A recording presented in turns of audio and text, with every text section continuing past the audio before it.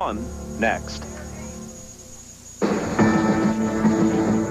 This is the Sun America NBC pregame show.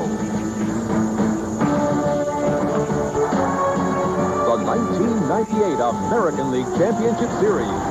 Tonight, it's Game 1. The Cleveland Indians versus the New York Yankees. A beautiful October night for baseball in the Bronx. Game time temperature in the low 60s as David Wells goes to the mound for the Yankees. 18-4 for the year, a year that included a perfect game, and now 8 strong innings in a first-game win over Texas in the division series. He's opposed by 22-year-old Jaret Wright, 12-10 for the year, hit hard by Boston in Game 1 of the division series for Cleveland, but he does own a 4-1 lifetime record against the Yankees, 2-1 this year, and 2 victories against them last year in the division series when Cleveland prevailed in 5. Hi and welcome to the American League Championship Series, everybody. Bob Costas along with Joe Morgan. Apart from Jaret Wright's career record against the Yankees, all the numbers favor New York. They beat Cleveland 7 out of 11 times head-to-head this year, and in every other possible relevant category, with the bats and pitching, the edge belongs to New York. So the question then becomes, Joe, how does Cleveland pull it off and get themselves back to the World Series for the 3rd time in 4 years? Well, first, they have a good chance, Bob, simply because it is a short series, and they only have to win 1 game more than the Yankees do. Second, they are not intimidated by the Yankees, and especially their starting pitcher tonight, Jaret Wright. He has proven that he can beat the Yankees, so they'll have to follow his suit. But being intimidated is not going to be the only problem they have. They'll also have to score some runs. And to do that, I think they're going to have to be more aggressive than before on the bases and especially at bat, because David Wells will throw strikes, and they're going to have to swing the bats and score some runs. So that's the formula for beating the Yankees. But putting that formula into practice is an altogether different matter. Just ask the Texas Rangers, who managed just 1 run in losing 3 straight to New York in round 1. We'll hear from the managers when we come back. Keith Olbermann back at Yankee Stadium before Game 1 of the American League Championship Series with Indians manager Mike Hargrove. You are the underdog by general consensus here. Do you feel like one? No. I guess I should. That's what I've been reading for the last couple of days and hearing from everybody. But, you know, Keith, we understand that the Yankees won 114 ball games in the regular season, and I think that by any standard they should be considered a favorite in any situation. But we feel good about our chances. I feel good about our ball club. We come out to play, and we play hard. Mike, is there bad blood between the 2 teams, specifically between the Yankees and your starting pitcher tonight, Jaret Wright? I don't think so. You really have to ask the Yankees that. I mean, we've been hearing a lot of it the last couple of days, and you know, from an incident back in spring training, and it's not the first I've heard of it, but I don't think it's to the degree that a lot of people would like to make it. These are 2 good ball clubs in a unique situation, and we're here to play baseball. Mike, thanks very much. Let's find out what the feeling is on that matter in the Yankee dugout. Let's go over to Jim Gray. Jim? All right, thank you, Keith. Well, Mike Hargrove just said, Joe Torre, that he's not sure if there's any bad blood between the Indians and the Yankees over Jaret Wright. Is there on the Yankee side? I don't think so, Jimmy. Well, you know, Jaret hit Soho in spring training. We played a number of games since then, and I haven't sensed anything. I was over there on the All-Star bench with Mike Hargrove, and we have a nice relationship. I think it's competition, and sometimes competition gets a little nasty. It's back in the old days, it was war, and I think when you get to this and so close to the World Series, you get that feeling again. Joe, best of luck tonight. Thanks, Jimmy. All right, let's send it upstairs to you, Bob. Jim, Joe, thanks very much. The competition starts for real in just a few moments. Jaret Wright and the Indians versus David Wells and the Yankees. Back to check the rest of the lineups, and we'll have the first pitch next. Is the Sun America NBC. Moments ago, Sharice Strawberry, the wife of Darryl Strawberry, accompanied by their 2 children, and David Cone, a teammate of Darryl's, both with the Mets and the Yankees, throws out the first ball prior to Game 1. Darryl is resting comfortably at Columbia Presbyterian Hospital after surgery this past weekend. It was termed successful surgery to remove a malignant tumor from his colon, and doctors say they're very optimistic about a full recovery. Here's the Indians lineup put together by Mike Hargrove to face David Wells. Kenny Lofton, after a year's exile in Atlanta, is back and had another good year for the Cleveland Indians. Joey Cora just over from the Seattle Mariners. Is at second base, batting second. And you see the rest of their lineup, mostly familiar names. The rookie Sexton plays first base, and Tomey, who has played first most of the year, is the DH tonight. There are a few hotter hitters in baseball than Manny Ramirez, who ended the regular season on a tear, then clubbed a couple more homers in the division series win against the Red Sox. And there's David Wells. We all know he pitched a perfect game this year, but he's been almost perfect in his postseason performances. And the key to his success tonight will be his curveball. That's what he's been getting over anytime he wants. And anytime he gets that curveball over to go with his fastball and changeup, he's going to be successful and keep his hit count down. And let's take a look at the defense. This is a pretty good defense. You know, Chuck Knobloch made a few errors at second base, and so did Scott Brocious. But Brocious covers a lot of ground normally, but he's got a sore ankle, so we don't know how his range is going to be tonight. And Knobloch's problems mainly have been of the throwing variety. The young outfielder Ricky Leday has been added to the Yankee roster to take the space vacated by Darryl Strawberry. And now Lofton to the plate to start it. He hit .282 this year. First time in 6 seasons he's been under 300. And Bob, this first at bat is going to be pivotal because I think Lofton is the one guy that can set the tone for the Indians, and he has been a big game performer. He likes this big stage. He stole 54 this year. Double his stolen base total from a year ago with the Braves. Cuts and misses at the first one. Good fastball. That's the David Wells fastball up in the strike zone.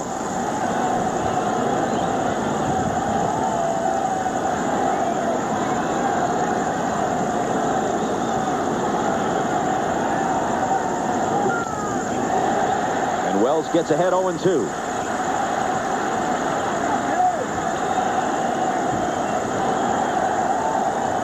I like the fact that Lofton came out and was aggressive because David Wells is going to throw strikes, and it doesn't do you any good to get behind 0-2 as he is now, but at least he was aggressive.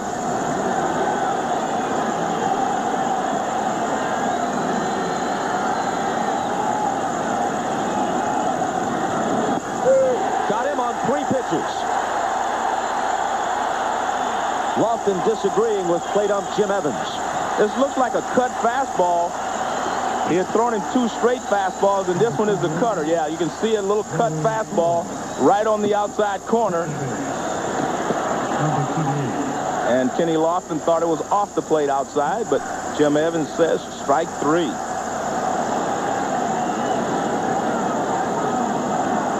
Now the switch hitting Joey Cora. .276 for the year, but just .229 with Cleveland. But he has had some success against David Wells, and that's the reason that he's in there tonight.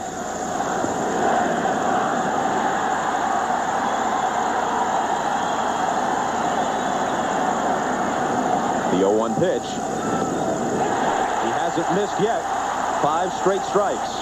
And there you see what Wells has done for Cora against Wells, and also hit very well against Pettit.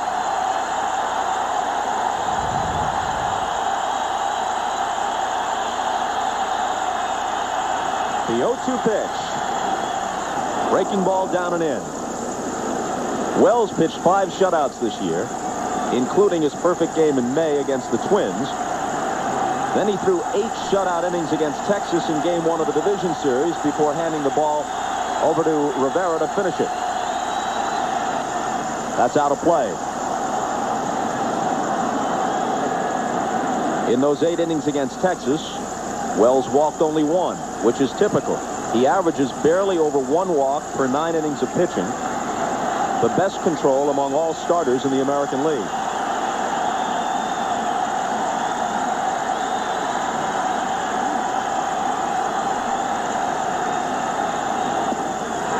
Just missed.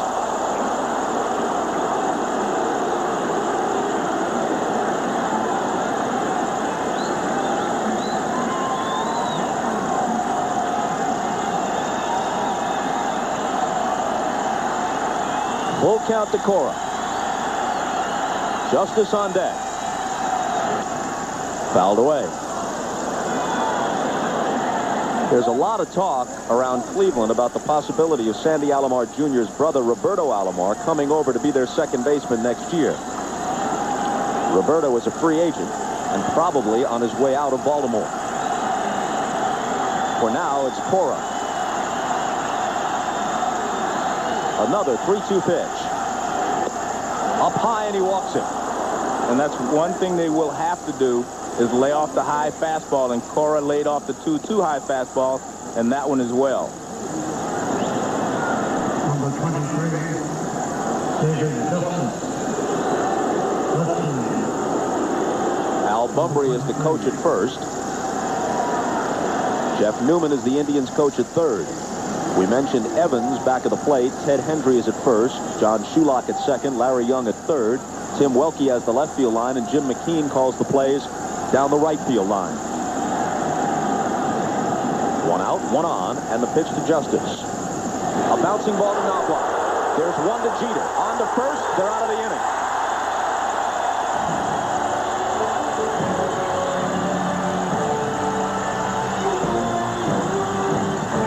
You see a full moon like that over New York, you half expect to see Jackie Gleason's face on it. Beautiful October night at Yankee Stadium. No score as we move to the bottom half of the first.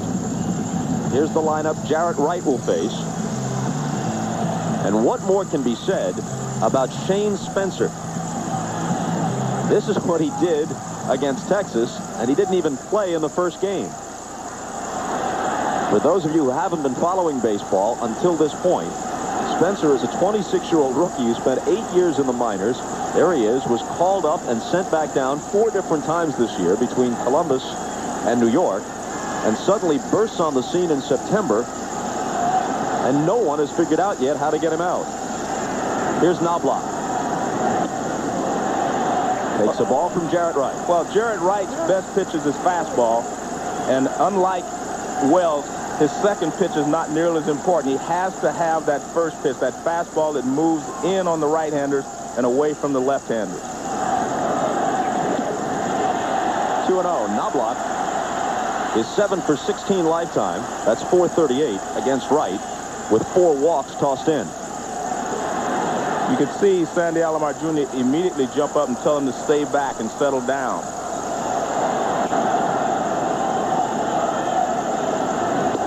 Called strike. Wright also throws a slider. He's been working on a curve and a change, but his fastball and the movement on his fastball is his key. And he's going to have to try to stay away from these left-handed Yankee hitters. 2-1 pitch, chopped toward first, foul ball. And let's take a look at the defense behind Jaret Wright. They have a Gold Glove winner at shortstop. I mean, look at that. No errors in 40 postseason games. He is a wonderful shortstop, and you'll get a chance to see a guy play shortstop. A lot of people say compare him to the great Ozzie Smith. In fact, Mike Hargrove said he's better than Ozzie Smith. I'm not going that far yet. Here's the 2-2 pitch. A line drive toward right center field that falls for a hit. The top of the Yankee order, Knobloch and Jeter very quiet against Texas. In fact, the combined 1 for 20, but Knobloch starts this series with a single to right. And this is more like Chuck Knobloch from Minnesota. See, this pitch is up and in. He just kind of fights it off to right field. You see, the target was away, but he got the ball over the middle of plate and in, and he just fought it off to right field. That's Chuck Knobloch at his best. And that pitch was up a little bit is the reason he was able to hit a line drive.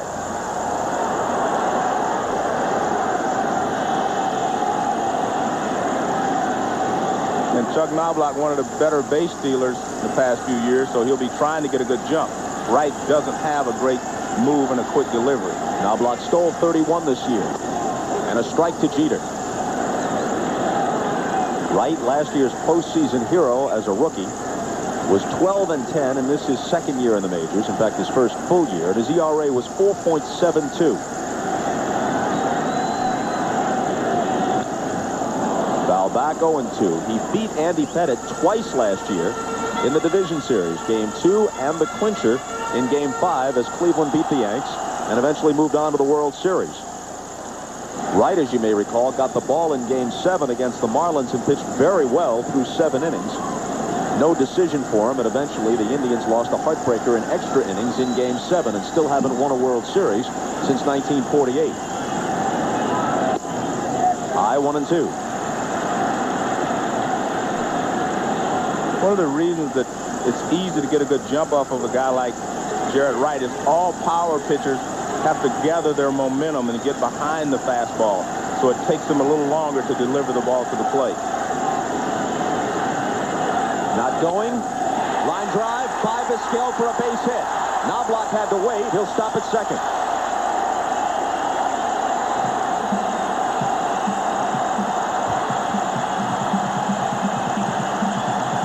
Watch what Jaret Wright does here. He changes his delivery. He shortens his stride, and he doesn't get as much on the pitch, even though it was supposed to be inside, and he didn't get the job done. I think he was more, watch, he shortens his stride right there. He's more concerned with Knobloch, and he's not able to put Derek Jeter away.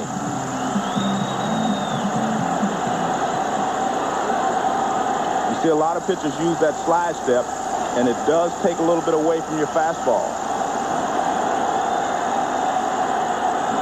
Mike Hargrove in his 8th year as the Indians manager. Only Tom Kelly, 13 years in Minnesota, and Bobby Cox, 9 with the Braves, have been with their present teams longer. O'Neill. 0-1 to him. Yankees with back-to-back singles to open the first. 2 on, nobody out. Good fastball there from Wright, but not really the spot you want to throw it to, O'Neill. In the middle of the plate and in, with the short porch being in right field here.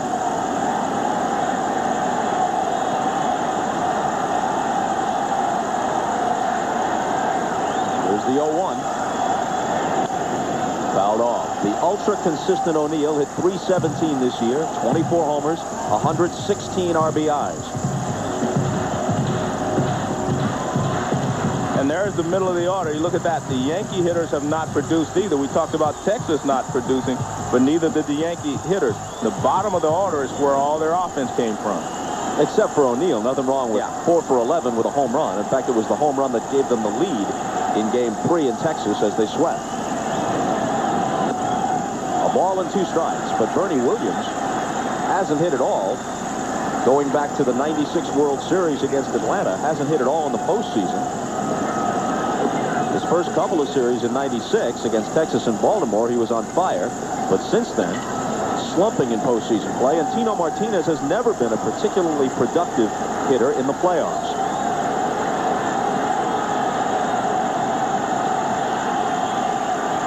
The 1-2. And it holds there.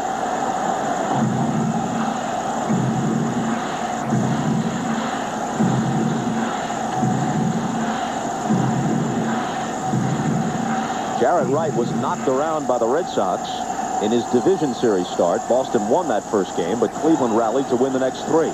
Well, Mo Vaughn hit a 3-run homer off of him in the first inning in a similar situation to this. The first 2 hitters were on, and he hit a 3-run home run.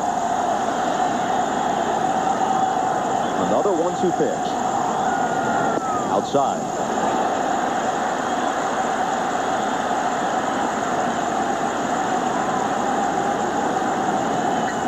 Well, that tells you a lot about Jaret Wright, and you can see the problems he's having here in the first inning. Sometimes it takes pitchers an inning or 2 to get into their rhythm. Mark Wiley, their pitching coach, charting the pitches. And a full count to O'Neill.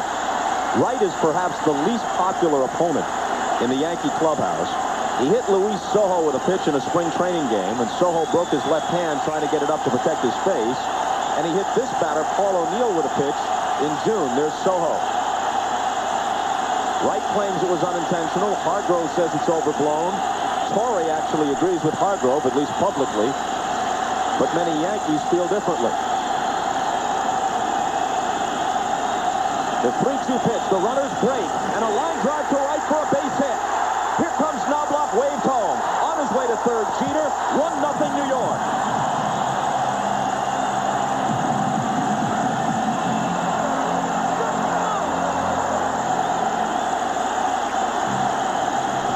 Paul O'Neill gets gets himself into a hitter's count. He was behind in the count, took a couple of pitches off the plate. Now he gets a 3-2 fastball on the inside part of the plate, and that's where I said I don't think they should be pitching him anyway. He gets a fastball in, and he rips it to right field. And 1 run scores, and Jeter hustles around to third. They have runners at first and third now with no one out. Good hitting there by Paul O'Neill, one of the most underrated players in baseball today.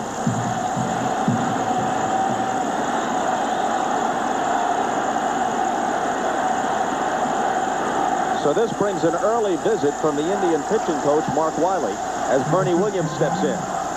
Well, I think Wright should have made this happen 2-2. He threw this fastball in on 3-2.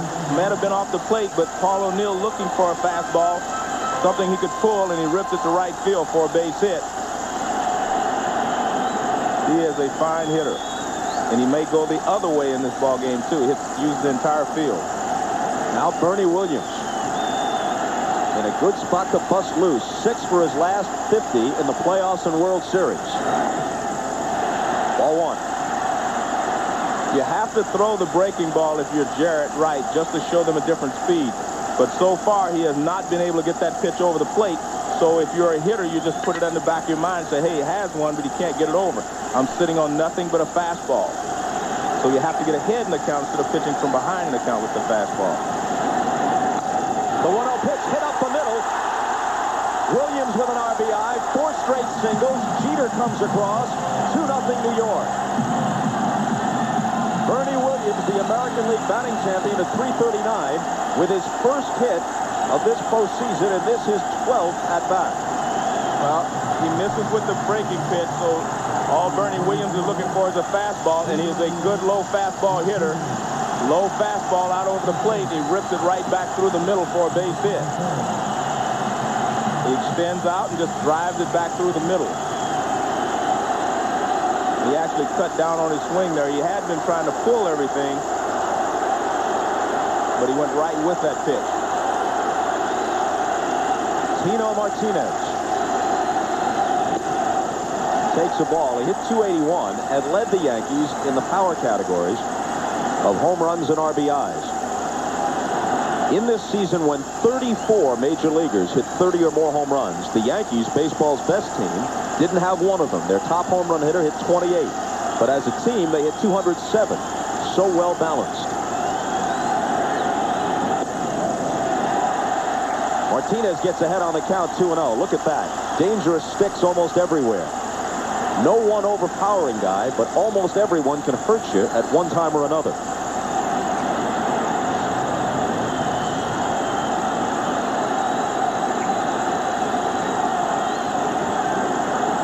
Martinez can afford to sit on one here. And a slow bouncer, charging it is Cora. The flip to Vizquel and on to first, not in time. And the Yankees have runners at the corners with 1 out. And a good base running play there by Bernie Williams. If he would have continued to move, Cora could have tagged him and then threw the first base. Bernie Williams stopped, so Cora had no choice but to take the runner at second base. Now watch right here. Now watch Bernie Williams is coming in the baseline. Cora wants to tag him, but he stops, and then he has to throw to Vizquel. No chance to get a double play. Now watch Bernie Williams. Designated hitter. He stays back and stays out of the double play. Smart base running.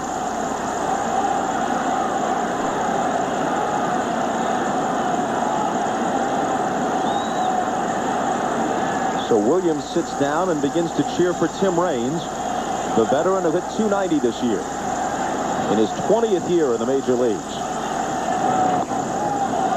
Ball 1 to the switch hitter. Chad O.J., who won 2 games last year in the World Series, but is out of the rotation right now, is warming up.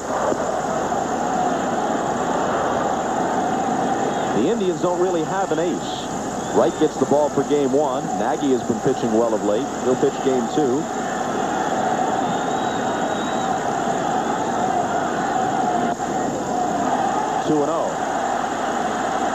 Well, if you're Mike Hargrove, you're just hoping that they can get out of this inning with no more than 1 more run scoring, because you know that you're going to have to score some runs, and he also knows that he has some bats on his ball club that can make up a 3-0 deficit, and then maybe Wright can get himself started. But You cannot give up 3 or 4 or 5 runs here in the first inning. 2 balls and a strike to Tim Raines.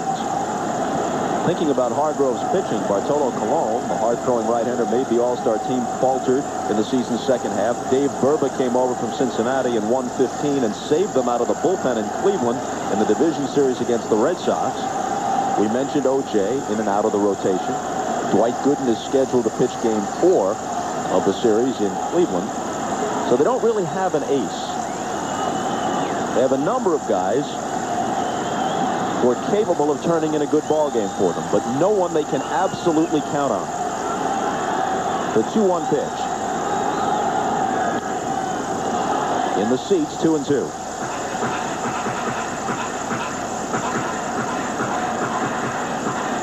The Yankees have the 2 switch-hitting veterans as their DHs, Tim Raines and Chili Davis. The reason Raines gets the start tonight is that Torrey feels he's a better high fastball hitter than Davis, and thus has a better chance of hitting Jaret Wright.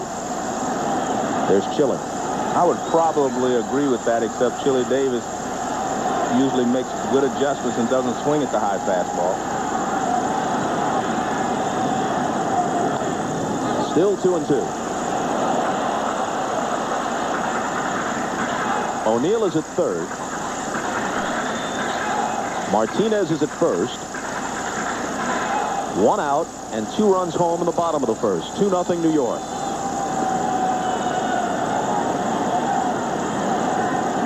A lot of pitches in here in the first inning.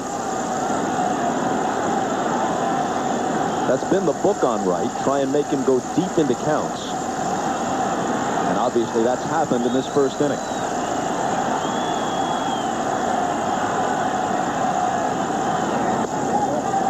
Full count. See, when you go to 3 balls and 2 strikes on the Yankees, they make you pay for that. They will, you know, hit and run continually in this situation. If you go 3-2, you should make things happen on the 2-2 pitch. And obviously wasn't trying to throw a ball, but you have to make sure that's the pitch that you make him put the ball in play on. And you see Sandy Alomar trying to decide. He wants to know from Mike Hargrove whether he's throwing through or not on a swing and a miss, or whether he's going to hold the ball or throw to third base. You have 3 or 4 different plays with a runner breaking and runners at first and third. Shane Spencer is on deck. Martinez goes. Raines swings and misses. Alomar bluffs the throw. They concede the stolen base. Runners at second and third as Raines strikes out, and here comes Spencer. Well, see, I don't like that for 2 reasons. One, you're already down, and you let another runner get into scoring position. I think if you come up and throw to second base, you put the pressure on the second baseman to return it, but you put some pressure on the guy at third as well. But I just don't see how you let a guy go down to second base in that situation. Try this on for size. Only 2 players in the history of baseball have ever hit 10 or more home runs while getting fewer than 100 at-bats in a season. Shane Spencer is one, and the other is Ted Williams. One of those years in the early 50s cut short by military service during the Korean conflict for Ted. Wright works to him, and there's a strike.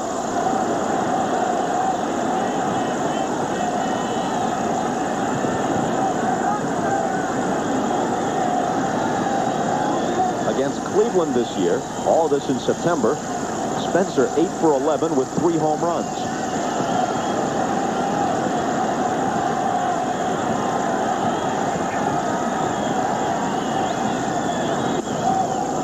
Fastball high.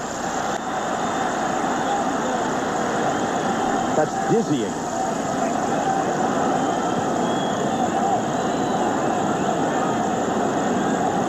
Ahead of both McGuire and Ruth, and for that matter, Maris, Sosa, and Aaron at this early stage. And thousands of others. And everybody else, I guess. It gets away from Alomar. Here comes O'Neill. And it's 3-0 New York. On to third goes Martinez. Bob, and this ball bounces. It's a slider in the dirt. It appears that Alomar gets down on it, but somehow it finds its way between his legs. You can see it dropped to his knees, but the ball went right between his legs. Watch, he drops down, but the ball bounces right between his legs, and it gets away and a run scored. That's the other reason you just cannot let a guy run down to second base, especially a guy like Tino Martinez who doesn't run that well. You should be able to throw him out anytime on a hit and run. Scored a wild pitch. And now Wright falls behind 3-1.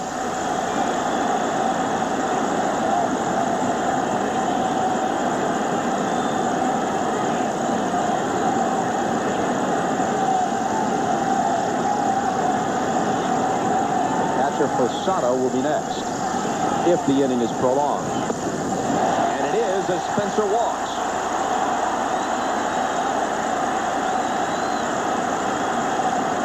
Four singles, a walk, and a wild pitch in this first inning.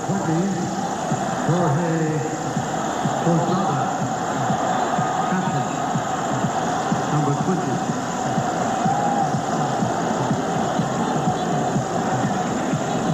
Posada, who has split the catching duties with Joe Girardi. The young switch-hitting Posada is the better hitter, the more dangerous hitter. There's Joe. Terrific receiver, good bat handler, and a leader in the clubhouse. So a very valuable member of this team. This will be Wright's 34th pitch of a tough first inning. Still not out of the woods, far from it. Ball one.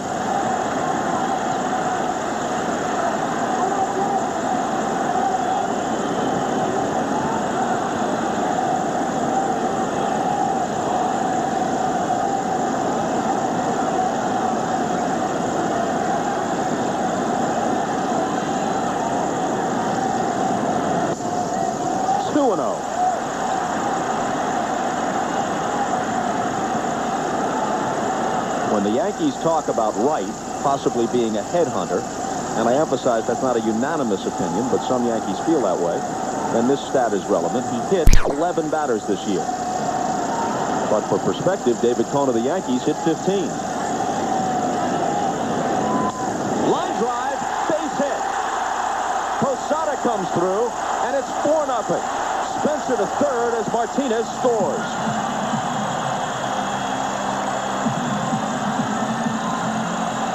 The fifth single of the inning, and here comes Hargrove.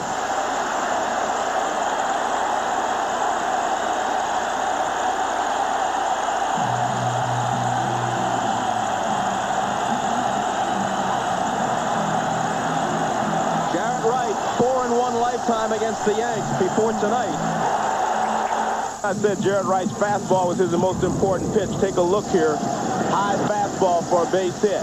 Fastball in the middle of the plate, base hit. Low fastball, base hit. Fastball out over the plate.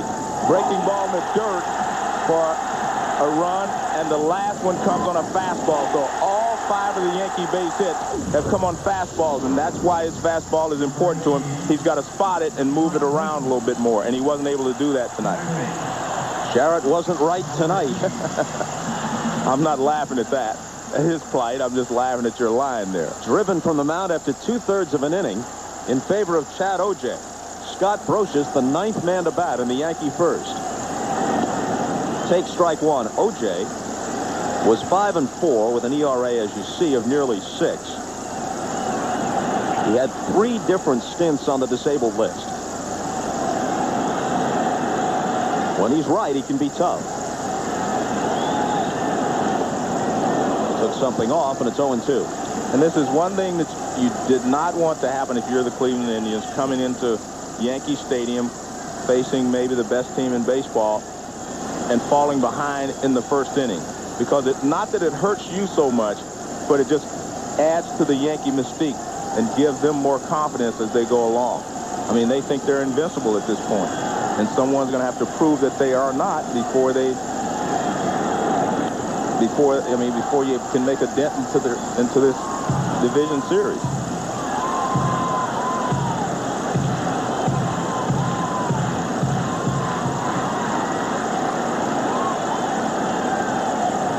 All RBI single in this inning. Later scored a run. 2 on, 2 out on the 0-2 pitch. Misses.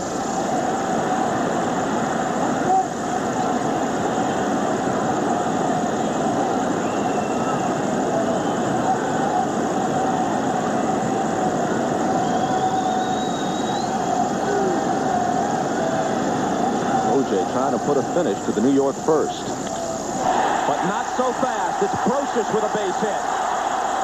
That makes it 5-0. Well, Bob, maybe they are invincible. I mean, you make a mistake and they make you pay for it. He got ahead of Brocious 0-2. Now watch this. He ends up throwing a hanging curveball, and Brocious rips it to left field. Look at that, a hanging breaking ball. So, I mean, you have to give the Yankees credit. They take advantage when you make a mistake. That's a high breaking ball. He hits it down the left field line for a base hit. It's 5-0. 6 singles in the inning.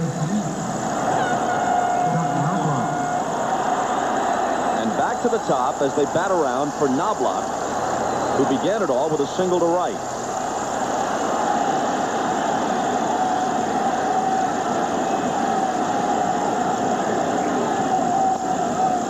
Strike one. So many ways to express the Yankees' excellence this year. During the regular season, they scored 965 runs and allowed the opposition 656. You figure it out. It's unheard of to outscore your opponents by an average of 2 runs per game. It's almost ridiculous. Hit towards short. Vizquel shovels it over to Cora, and finally they're out of it. Not before the Yankees score 5. And with Wells on the mound in their bullpen, that looks awfully big. Tonight's overhead shots are courtesy of the Goodyear Blimp Stars and Stripes, based in Pompano Beach, Florida. At the controls, Captain Dan Thomas from Endeavor, Wisconsin.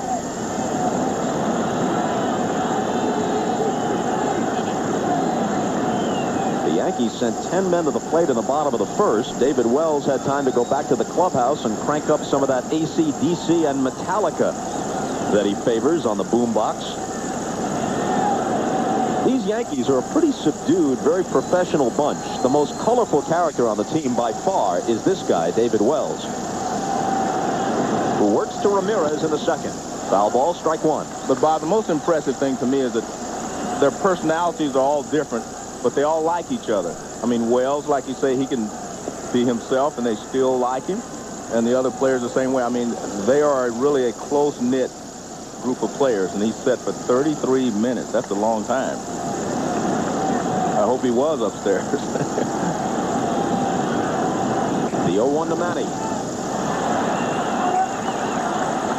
Wonder how long his pass list was for this game. From George Washington High School in Manhattan's Washington Heights. Made himself an MVP candidate with a late surge. It took him to 45 home runs and 145 RBIs. You know, he's a very underrated hitter. I mean, he really makes adjustments well to how you get him out the previous time. And still 0-2. David Wells has a game plan. I mean, you want to stay in tight on Ramirez. He likes the ball out over the plate. But this guy really makes adjustments, and he'll look for the ball inside. You know, he's not Phi Beta Kappa when he's out there in right field or running the bases. He makes a lot of mistakes. But in the batter's box, I mean, he really knows what he's doing there. And he's one of my favorite hitters because I see him make adjustments, and people do not think he's making adjustments. They think he's lucky, but he is very good and very smart. 1-2. This is the 4th straight year David Wells has been in the postseason. Cincinnati in 95, Baltimore in 96, the last 2 years with the Yankees. And the 7th time overall, as he was with Toronto in the late 80s and early 90s.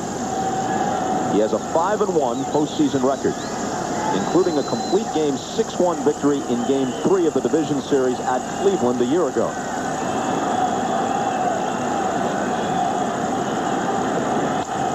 Hit hard and through the hole, a leadoff single for Ramirez. That's adjusting Wells to what Wells was doing. He busted him inside several times. Then he tried an off-speed breaking ball away. Let's take a look at the scouting report on David Wells, who his biggest strength is he throws strikes and he stays ahead of most hitters, but he has a good fastball and a good curveball. His curveball is the key, and he'll mix in an occasional change. Whenever he gets his curveball over, the hit count for the other team goes way down.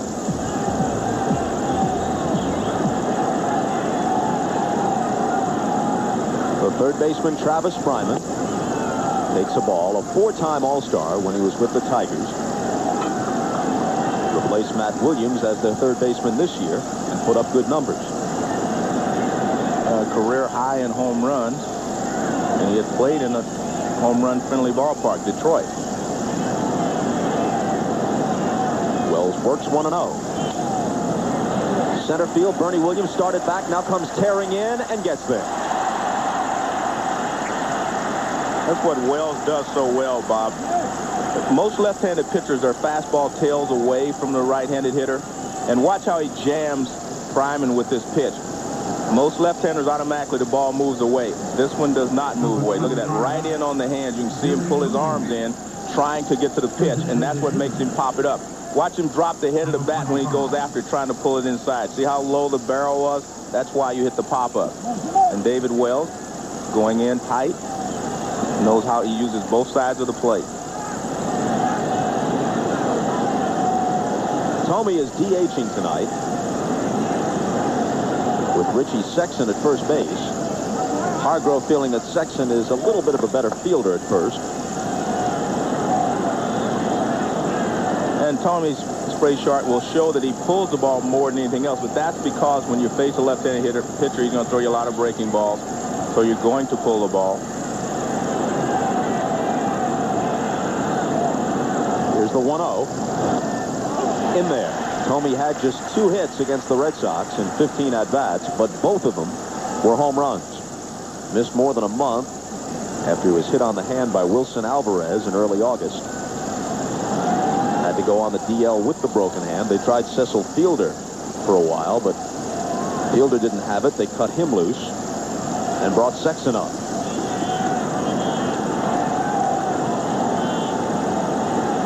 Here's the 1-1. A broken bat roller. Martinez picks it up, goes to the bag himself, and that's the second out. On to second goes Ramirez. Can't say enough about David Wells and his control. He threw him 2 curveballs for strike 1 and 1-1. Now here comes with a fastball right in. Look where it is, way in on his hands, and he just shatters the bat. I mean, this is David Wells at his best, changing speeds and moving the ball in on the hitters. And Tino Martinez doesn't even look at second base, which is the wise play. When you're ahead 5-0, you will trade bases for outs. You're not going to try to make the great play and throw the ball away and help them out. Make them earn their 5 runs to come back and catch you.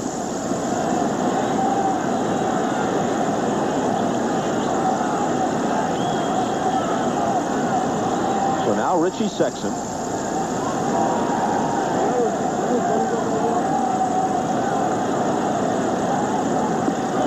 Ball 1 to him.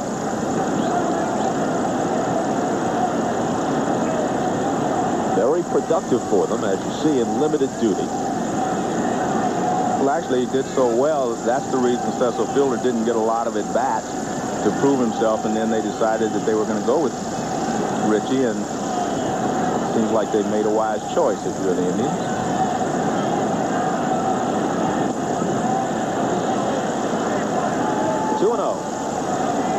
And you can see the difference in David Wells pitching and Jaret Wright.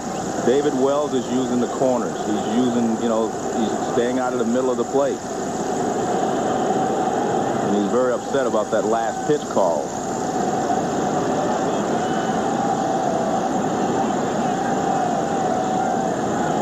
Sandy Alomar on deck. Ramirez at second, 2 out, top of the second, 5-0 New York.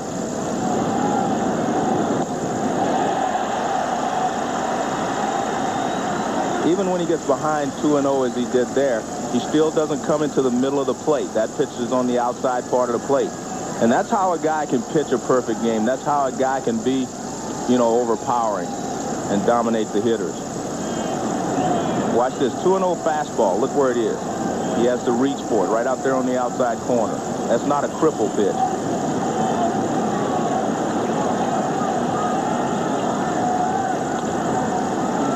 Bounce to Jeter. Comes up with it. Throws Sexton out. And down go the Indians in the second. No runs ahead. A man is left. Still 5-0 New York.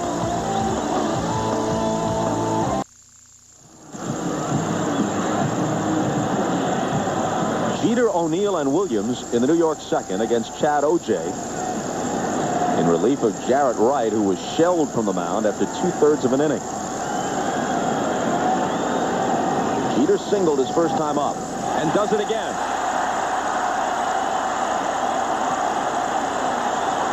As O'Neill heads for the plate, we head for Jim Gray, who a few moments ago visited with Cherise Strawberry. All right, thank you, Bob. I'm here with Cherise Strawberry, the wife of Darryl. She threw out a very good first pitch. Everybody's wondering, how's Darryl feeling 3 days after his surgery? Feeling good. A little bit tired, and a little sore, but his spirits are good, and he's feeling good. Hungry. He's hungry. Your daughter Jade holding on to the ball. When do you expect Darryl to go home? What have the doctors told him? It should be around Saturday or Sunday. He should be able to go home. We're just waiting and letting him get as much rest as he can at home. I mean, at the hospital, so. Yeah. Chance he may come out to the ballpark should the team advance? I would love it. I guess he would, too. Yes. Maybe. Cherise, thank you. Give our best to Darryl. All right. We know you're watching out there. Feel better. Back upstairs to you, Bob. Jim, thanks very much. 1-0, the count to Paul O'Neill, who singled home a run in the first. There goes Jeter. Pitch is taken for a strike, and Alomar won't even throw. An off-speed pitch. He had a good jump to begin with, and Alomar had no chance on the changeup. Well, he got a great jump, and then he threw a changeup aside. You see he's already on the move, and then he throws a changeup. And so what happened is Sandy Alomar Jr. didn't come out of his crouch because he didn't want to lose the strike, by coming out too quick. So the only thing he could do was take the strike at the plate and let the runner go.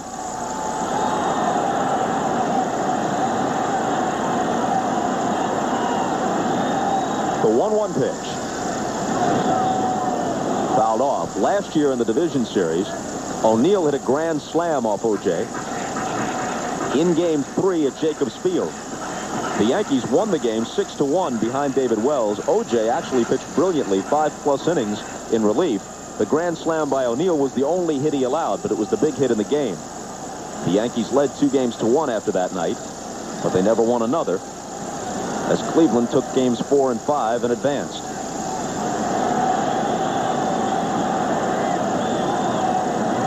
One-two pitch fouled off.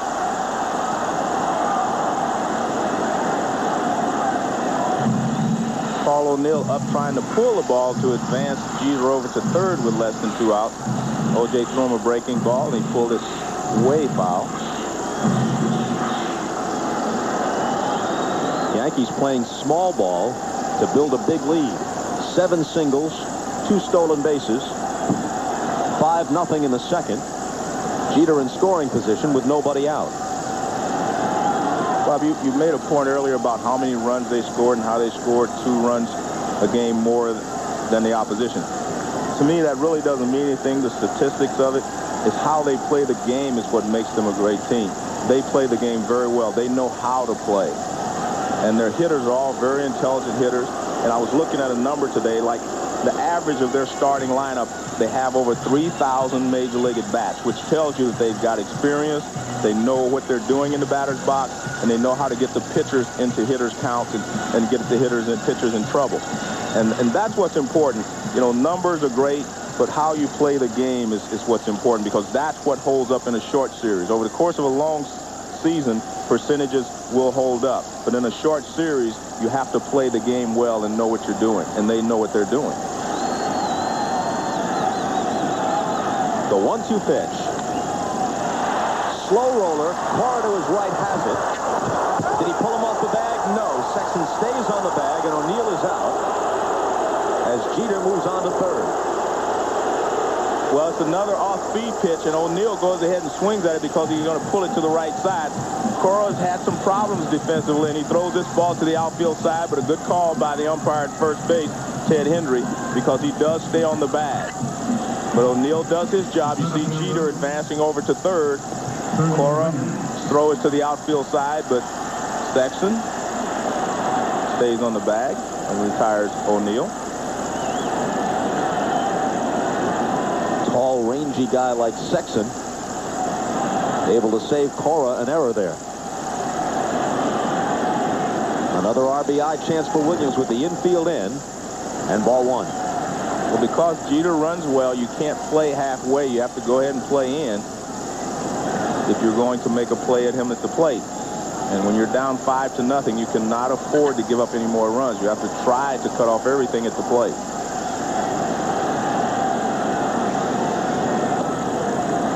Two and 0. Tino Martinez on deck. A lot of times when you look at a spray chart, people think, well, he hits more balls to right field, that means he's a pull hitter. No, you only call him a dead pull hitter if all the other two fields add up to less than what he does in his pull field. Well hit, but foul.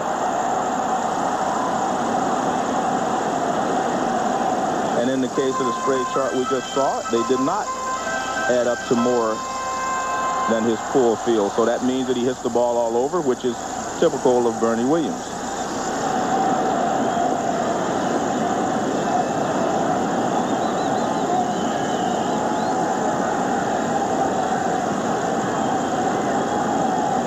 Williams steps out for a moment.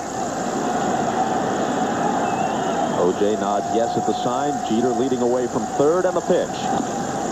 A chopper. Jeter breaks on contact. Sexton lets it roll, and it goes foul. Smart play by Sexton. He knew that he could not get Jeter at the plate, so his only hope was that the ball would go foul. And watch, Sexton could come and get this ball.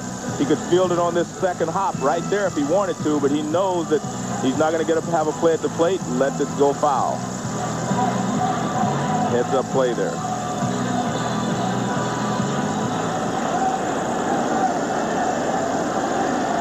So the count levels at 2-2.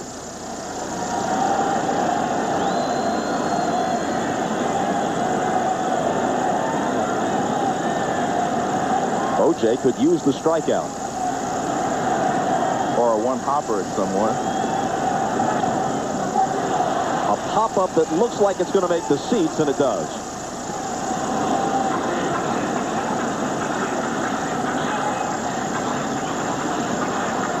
Sandy Alomar Jr. with that creaky knee that will require arthroscopic surgery at the conclusion of the season. He's seen his numbers fall off considerably from his dream season of 1997. Played much of the season through clenched teeth.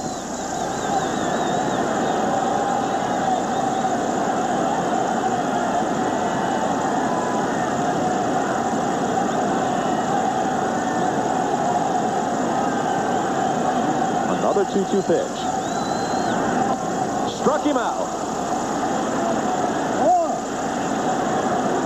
So O.J. went upstairs, and Williams couldn't catch up with it. And you can go in-depth on every game of baseball's postseason at MSNBCSports.com. Comprehensive total casts feature pitch-by-pitch updates and real-time box scores. Plus, there's incisive reporting by the Sporting News and live video coverage of the post-game press conferences. It's all at MSNBCSports.com.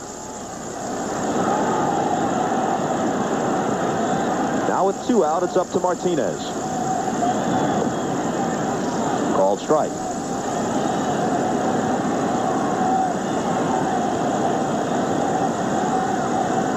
Tino grounded out his first time up.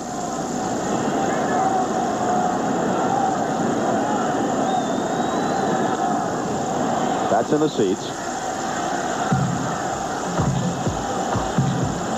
He has been very productive since he's been here in New York. Look at that, 117, 141, 123. It's actually the 4th straight year that he's driven in over 100 runs. But he's kind of just another player here. I mean, you know, he is not a superstar on this ball club. Tim Raines says we don't have any superstars, just a lot of good stars. A line drive that is caught by the skidding David Justice. Well, he played only 20 games in the outfield this year because of his aching knee, but he assured Mike Hargrove he could go in the postseason, and he sparkled with the glove as well as the bat. If you ask Tino Martinez, this is an injustice. Dave Justice gets a great jump on the ball. You could see him moving as the ball came off the bat, and he makes a sliding catch there. Look at that, just barely getting his glove under the ball. Just a nice play by Justice that saves a run. If you're the Cleveland Indians, you say, we're down 5-0. We have a long ways to go. And you say to yourself, we scored 5 runs a lot of times this year. And the key is they have a lot of power on this ball club, and that's how you're able to come back from a 5-run deficit by hitting an occasional home run. Sandy Alomar fouls the first pitch of the 3rd inning into the seats. The trouble is David Wells seems to have complete control of all of his pitches, which doesn't bode well for the Indians. But if you're on that Indians bench, you say, hey, we get 1 here, 1 there, and we're right back in the ball game. You don't try to get all 5 of them back at one time.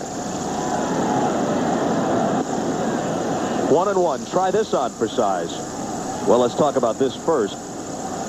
Sandy Alomar Jr. last year 324 with the 21 homers. This year, in almost as many at-bats, just 6 home runs and down to 235. I think that's the telltale sign. You know, he had almost as many at-bats as he had the year before, and his numbers are down. Just not a good season for Alomar Jr. A high fly ball into shallow right. O'Neill comes in. 1 out. Try this on for size. The Yankees have allowed 1 run in 29 innings this postseason. 1. Number 13. That doesn't bode well for Cleveland tonight. No, but I really believe that Cleveland, as I said before, they're not intimidated by the Yankees, and they're not under the gun like saying, if we lose this game tonight, we lose this series. It's not a 3 out of 5 series, and they're opening in New York. They still have 3 games to play in their home ballpark. And if they could get out of here with a split, I mean, they would be happy. And that's obviously they're still not thinking about a split. They're thinking about coming back in this ball game. And they have so many good hitters on this ball club. I really do believe that they can come back. They can make a dent in David Wells if he staggers at all. A liner by Vizquel. It's in there for a hit. Omar hit 288 this year. So in addition to his Gold Glove defense, and he'll probably win his 6th straight Gold Glove this year, he can be pesky with the bat. He is now tied, as far as Gold Gloves are concerned, with his hero, Davy Concepcion from Venezuela. And he has 5 Gold Gloves, Davy Concepcion does. And as you mentioned, Vizquel may go past him this year. Of course, Ozzie Smith had 13, most ever by a shortstop. That's why they called him the Wizard. Here's Lofton, who struck out his first time. Gold Glove shortstops, we're sad to report that Mark Belanger, who was so great with the leather for so many years on those excellent Baltimore teams, Mark Belanger passed away today. Died of cancer.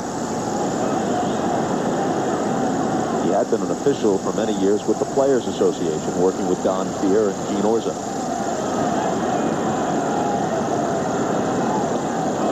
Lofton spins away. Belanger was a different kind of shortstop. He didn't make as many diving plays, but he seemed to always know where the ball was going. The Orioles had that great pitching staff, so I guess you could count on positioning yourself a bit better when you played with the same pitchers and they had such good control year in, year out, but he seldom booted one. And the thing I remember most about him, Bob, is he used a small glove. He didn't use one of those huge gloves. And he caught everything fundamentally correct, 2 hands. I mean, he was just a good shortstop. There's a strike. What a left side of the infield. Brooks Robinson and Mark Belanger.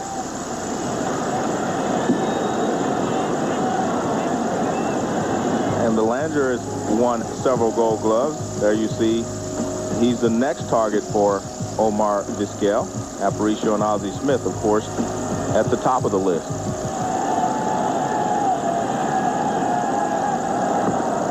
Omar's chased back. He stole 37 this year and was caught 12 times.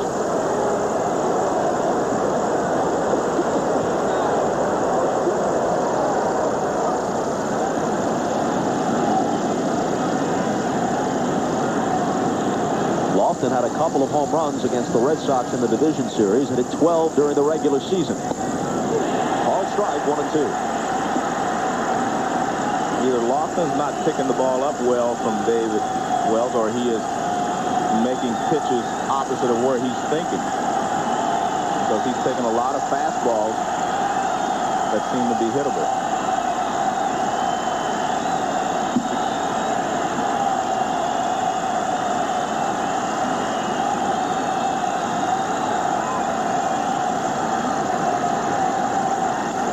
The 1-2 pitch fouled off. The Indians are hopeful of turning the tables on the Yankees. In Game 1 of the division series last year at Yankee Stadium, Cleveland scored 5 times in the top of the first, but the Yankees came back and won the game 8-6. Cleveland rebounded from that defeat and won the series 3-2. Yankees leading 5-0 with 5 first-inning runs here in Game 1 of the LCS.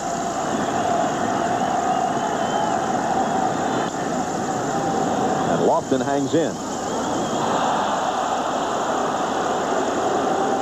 Well, Mike Hargrove has seen all this before. They've lost a lot of opening games of series, and been able to come back, and they look 7 straight.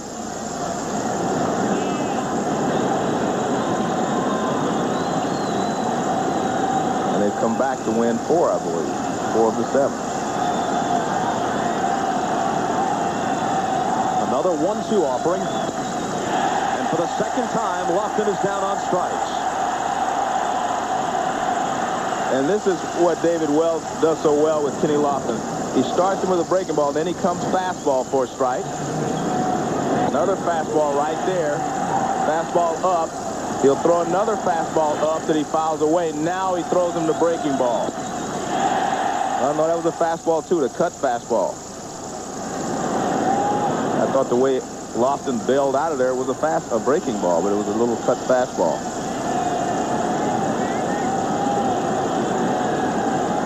Second strikeout for Wells. Lofton both times.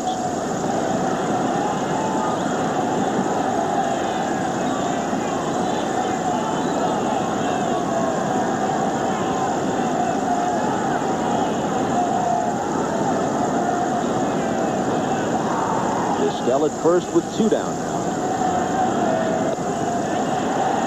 In there for a strike. Wells is 12-1 this year at Yankee Stadium, counting his playoff victory against Texas. He faced the Indians once during the regular season, pitched 8 strong innings, allowed 2 runs, 8 hits, struck out 9, and got the win. There goes Vizquel. Pitches high and away. Posada's throw not nearly in time. I think that's a very smart play. One thing you can't do if you're Cleveland, you're down 5-0, but you have a long ways to go. You cannot take away your strength, and part of their strength is Vizquel running, Lofton running, Cora trying to steal a base. You have to do those things because you're trying to scuffle back.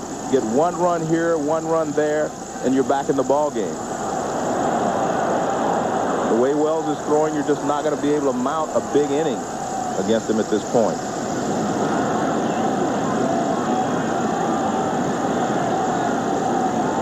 Cora trying to knock home a run and keep the inning alive for Justice, who waits on deck. Wells turns but doesn't throw.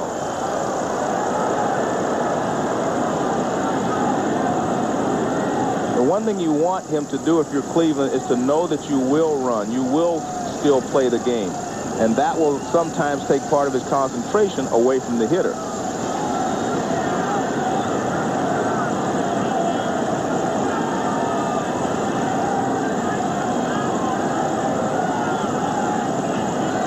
Here's the 1-1.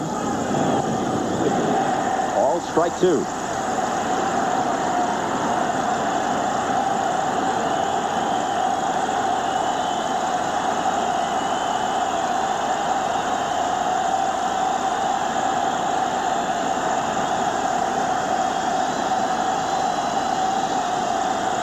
Wells a strike away from closing out the Cleveland third.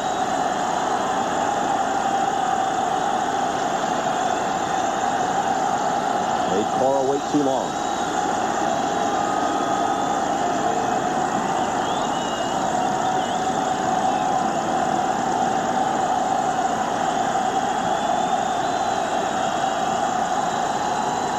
Got a piece of it.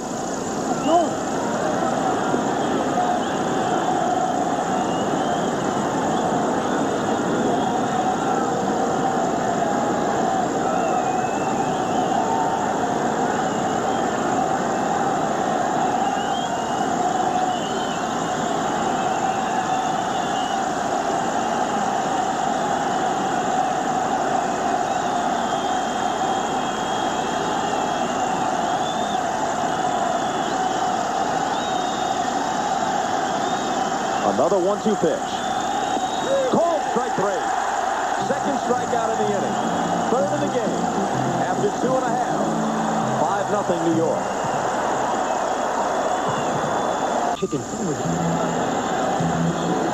In the bottom of the third, the Yankees will send up Tim Raines, Shane Spencer, and Jorge Posada.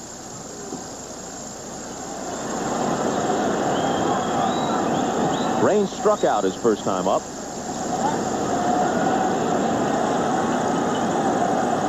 Age and injuries have slowed him down, at least on the bases.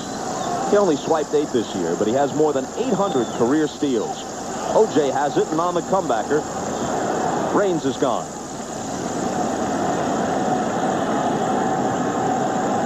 Now Shane Spencer, who had a walk as part of the 5-run Yankee first.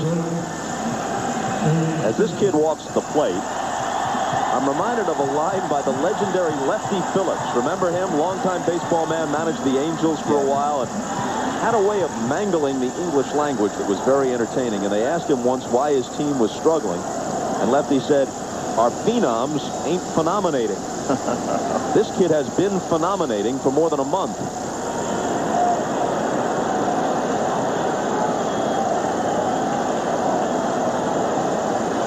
O.J. works to him. Ball 1. He had nice minor league numbers, but nothing that would make you think that anything like this was in store for him.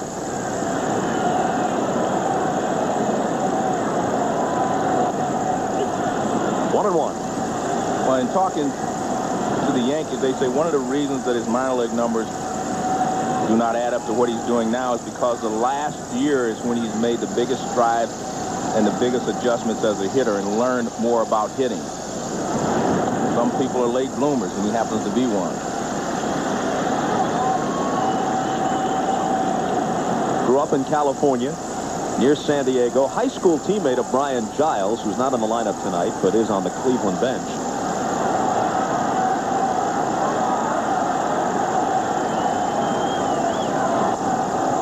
Two and 2 to him.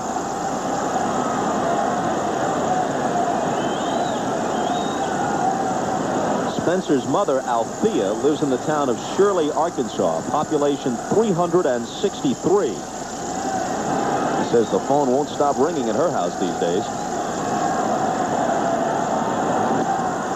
Full count.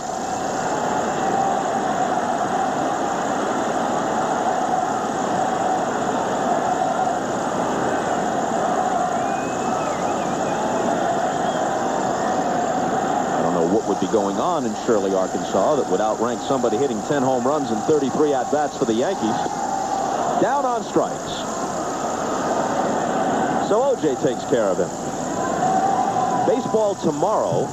Game 2 of the ALCS is an afternoon game. 4 o'clock Eastern time here at Yankee Stadium. A couple of veteran right-handers, David Cone against Charles Nagy. And then on Fox, Joe Buck, Tim McCarver. I don't know if Bob Brenly joins them or not at this stage. Maybe it's just for the World Series. But I know Joe and Tim will be there for Game 1 of the Braves and the Padres, which should be a good series. 2 out, nobody on for Posada, who cuts and misses. He singled his first time. O.J. is offering a different look for the Yankee hitters. Jaret Wright basically fastballs in the 90s. O.J. is throwing a lot of changeups. That's what he struck Spencer out with, a 3-2 changeup down and away.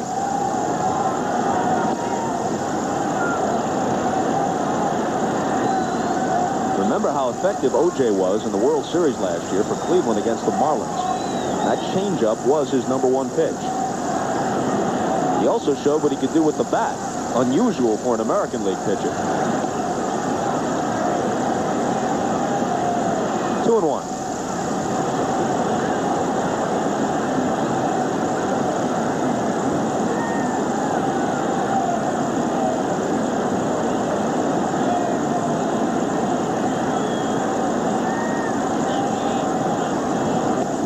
3 balls and a strike. The Indians have been an excellent team for quite a while now. This is their 4th straight division title. They've been to the World Series 2 of the last 3 years.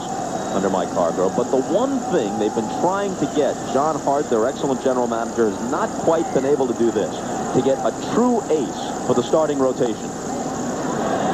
That's in there. No.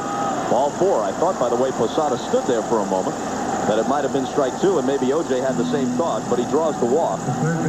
They went after Randy Johnson. They were hopeful of getting Roger Clemens. They were hopeful of getting David Wells, the guy who's opposing them tonight, John Smoltz, and some others, and they were never able to get that true overpowering guy to open a playoff series for you, to go out there and win 20 games each year. They've managed to be an excellent team with a bunch of guys who are between 12 and 15 game winners. Now Brocious, who singled his first time up. Well, every team that has aspirations of winning a world championship usually has a horse, or a guy that they know, can go out and dominate the opposition. And at this point, you're right, Cleveland doesn't have. Scattering them in the box seats. Well, yeah, that had to sting. Yeah, he tried to barehand it. And Cleveland doesn't have that top-notch guy who can win 20 ball games. But, very few teams have them to win 20 nowadays because they pitch every 5th day. But they're still looking for that #1 starter. And I'm sure they will be out there again in the free agent market this year trying to acquire one. Inside to Brocious, 1-2.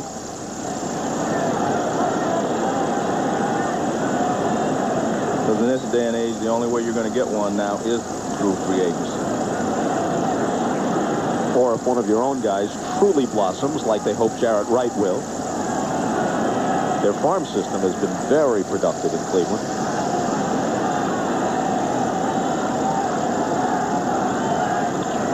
One-two pitch in the air to left. Justice backs up a few steps and takes it.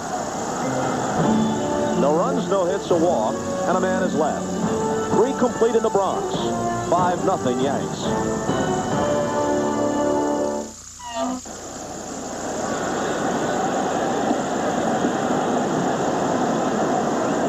Our offices, of course, located in that building in the foreground.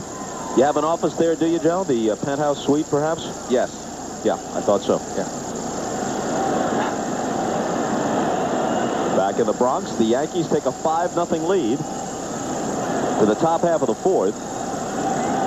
Here's David Justice, who came up big in the division series against the Red Sox, had the Game 2 home run. Then in Game 4, when they wrapped it up, he threw John Valentin out at the plate on a great fielding play. And that had the big double off Tom Gordon in the 8th inning as they came from behind to win. He's playing in his 6th league championship series between the Braves and the Indians. The one thing that the Indians have been able to do this year, they struggled down the stretch, but they were able to turn it up a notch when they got to the division series against Boston. That's what a veteran team can do, and that's why when you look at the Indians, you have to feel they have a chance against the Yankees. They have so many good hitters and so many veterans are always able to, carry them for a game or two. Dave Justice can have a great game and drive in 4 or 5 runs. Manuel Ramirez, Jim Thome, Travis Fryman, they have some lumber on this ball club. The 2-0 pitch. Grounded to second. Knobloch takes care of Justice. And now something I know you'll enjoy. Lou Gehrig, the Iron Horse, one of the greatest of all Yankees, played by Gary Cooper, as you no doubt recall, in the great baseball movie Pride of the Yankees. That's Teresa Wright, who played Eleanor Gehrig, and she is still around and very much a Yankee fan, and spoke with our Keith Olbermann. Bob, if you know movies or you know baseball, you know Pride of the Yankees, and this is Teresa Wright, who played Mrs. Lou Gehrig, who has been a Yankee fan since July of this year? Of this year. So my first game on July 4th, and I've been just a great mad fan ever since. I started watching and reading, and the more I watched and the more I read, the more fascinated I got by it. But you had never been to Yankee Stadium before this July 4th. I was here once for a promotion, something about to do with Pride of the Yankees. After, this was maybe about 4 or 5 years ago. But I've never seen a game, and I'm here, and I'd never seen a game anywhere.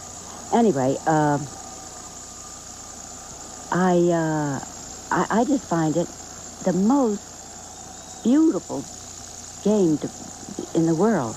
To me, it's just pure theater. I love everything about it. I love this team, their sportsmanship, their cooperation with each other. It just makes you feel good. I've never seen anything that I've gotten so excited about in my life. And they say baseball's not drawing any new fans. Well, I won't be around long, but while I'm here, I'll be a fan. We hope you're most incorrect about that. Teresa Wright, thank you kindly for joining us. We appreciate it.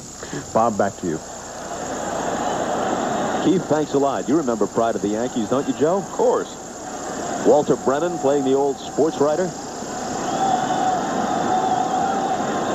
Babe Ruth playing himself.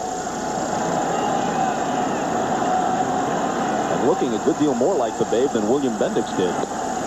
Swing and a miss by Ramirez, and he takes a seat. That's the 4th strikeout for Wells.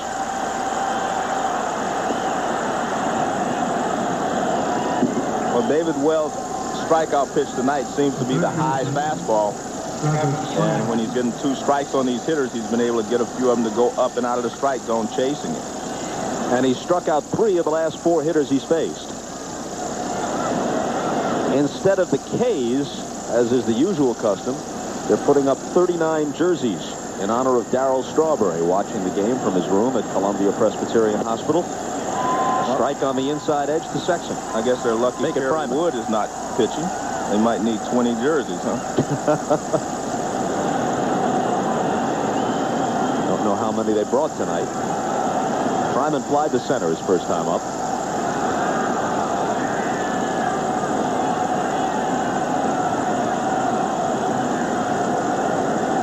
The 0-1 pitch. And Wells gets ahead of him.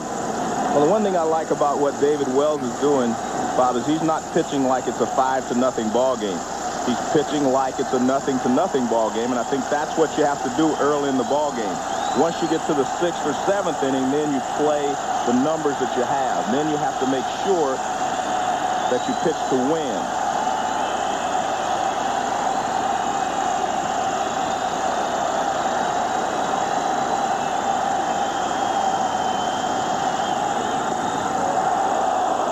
One and two.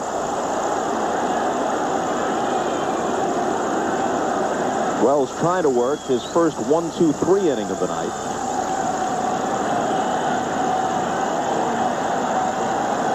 He's allowed the Indians 2 hits. Singles by Ramirez and Vizquel. The 1-2 to Fryman. 2-2.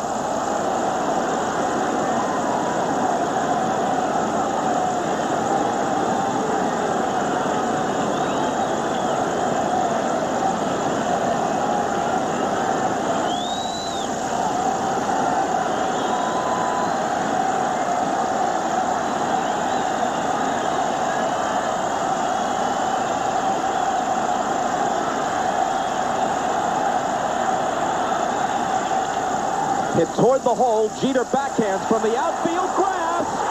Got him! Man, what a play! 5-0 New York.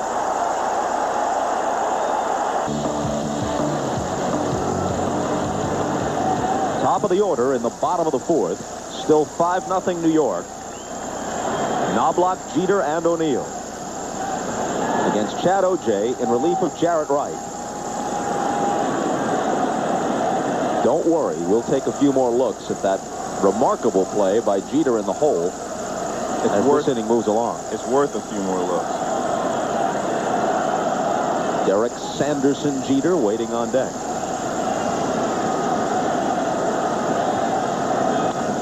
Well hit by Knobloch, but foul.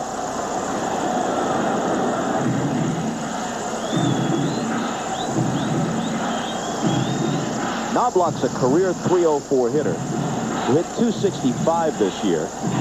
The 17 homers, however, represented a career high.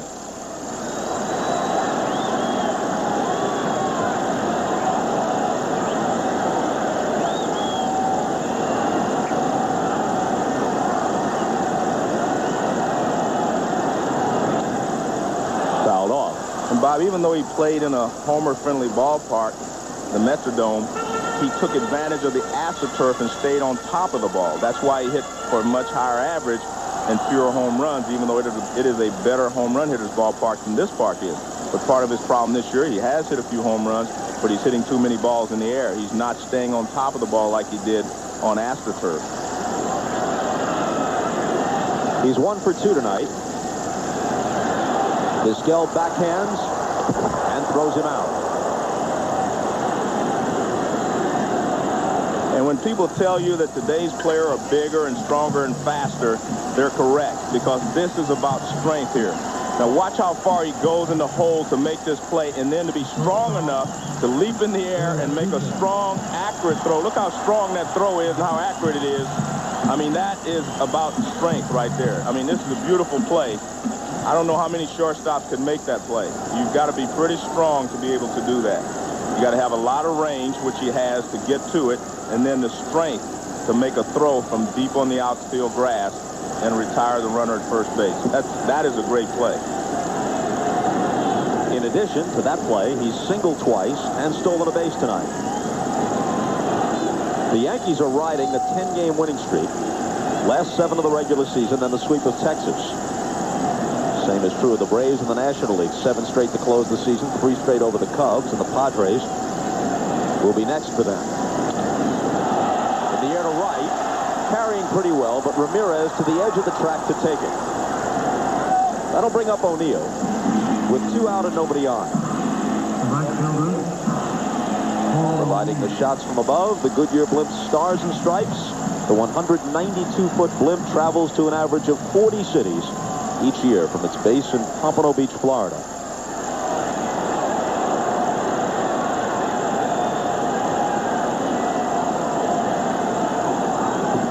Jeter is singled and grounded out. Make it O'Neill. Ball 1 to Paul.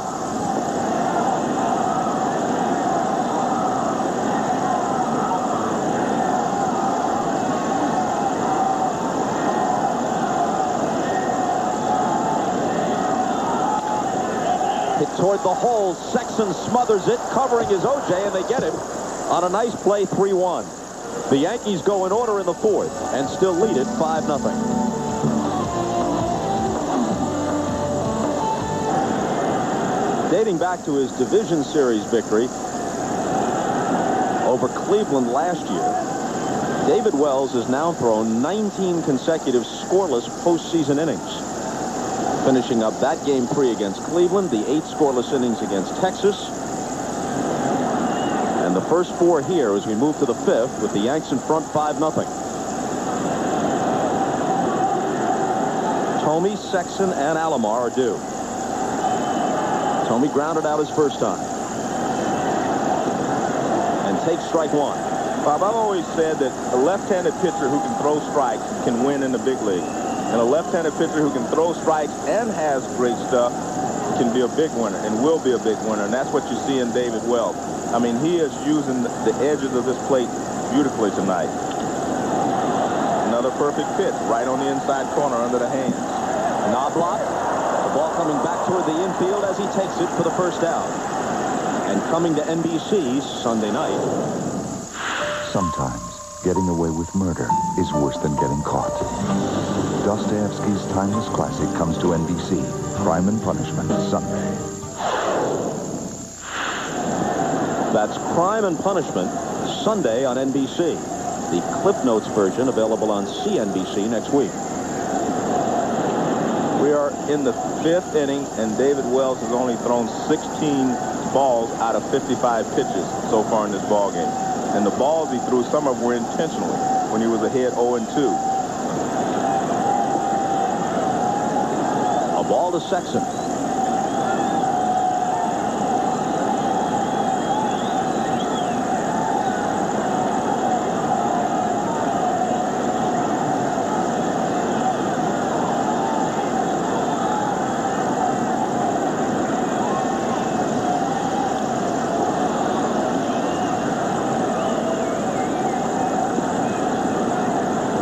To the Indian first baseman who grounded out his first time up. We're in the 5th, 5-0 New York.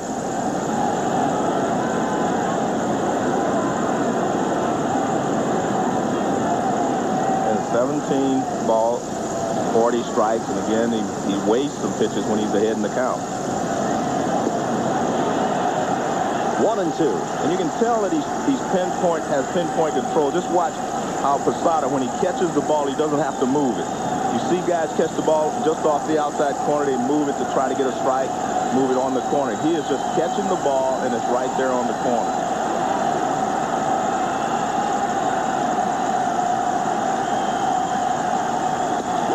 Called strike 3. That's 5. And I mean, there's not a lot we can say other than that he is magnificent tonight. Look at this pitch. Watch, everything he throws, he has a purpose. Now watch this next pitch. This is a pitch I like right there, right on the corner. See, all he does is catch it. All he does is catch it. The catcher does not move his glove at all. And that tells you what kind of control David Wells has tonight. Plus, he has great stuff. 5 strikeouts, and the last 3 were called third strikes. Alomar dribbles 1 foul. And when you get called third strikes, that tells you he's using both sides of the plate. He's not just overpowering the hitters. He's setting them up away, and then he busts them in under the hands, or he stays in, and then he hits the outside edge. So, I mean, every pitch has a purpose, and he has control of all of his pitches tonight. Well, they got 5, but the way he's throwing, they're going to need quite a few more.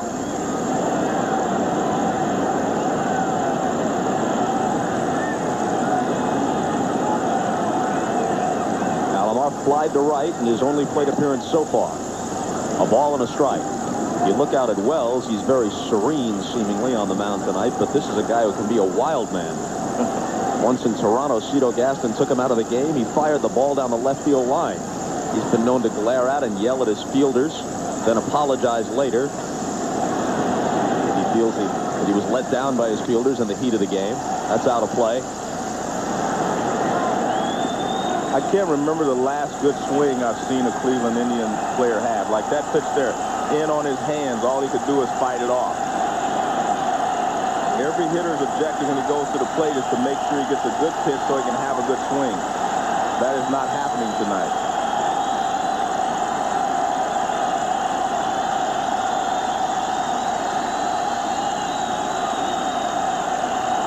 Here it comes on 1-2. 2 balls and 2 strikes. There was the incident last summer where he nearly came to blows with his owner, George Steinbrenner, ordering him out of the clubhouse. But then when he pitched the perfect game this past May, he had a special ring made for Steinbrenner to commemorate the occasion. A couple of winters ago, he broke his hand in a street fight right before his first season with the Yankees. He's got tattoos of his son and of his late mother on his body. Not your average chap. A full count. Refers to his late mother, Eugenia Ann, as Attitude Annie. He says that's where his own attitude comes from.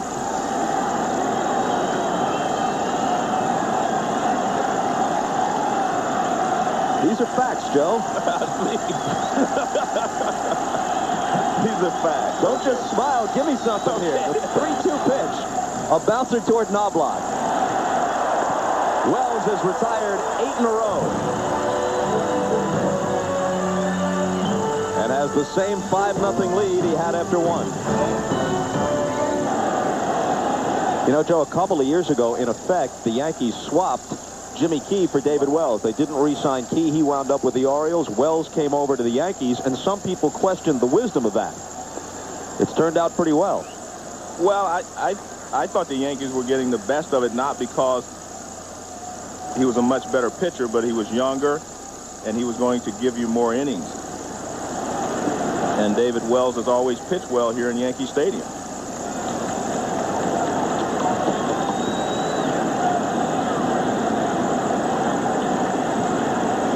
We move to the bottom half of the 5th. Bernie Williams, Tino Martinez, and Tim Raines, the hitters for New York. 5-7-0 for the Yankees. 6 of those hits in a 5-run first inning. 0-2-0 for Cleveland. Strike 1 to Bernie.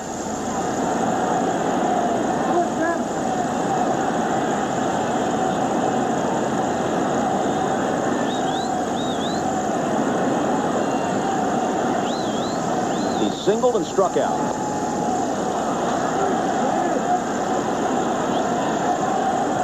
had a miserable time in the division series, including making the last out in Game 5 with Paul O'Neill, the potential tying run at second base. Then went hitless against Texas in this year's division series before singling his first time up tonight. Alomar back for a look. It's in the seats. Bob, a lot of people may be wondering, because Chad O.J. has pitched so well these last 3 innings, they may be saying, well, why didn't they start Chad? They might have had a better chance. Well, first of all, you know, when you come in out of the bullpen, you're more relaxed, and sometimes it takes a starting pitcher an inning before he can relax and start making his pitches out there. And they didn't give Jaret Wright a chance to do that. The 0-2 runs off the plate. Much easier to come in and pitch in a relaxed situation when you're down already than it is to start a ball game 0-0.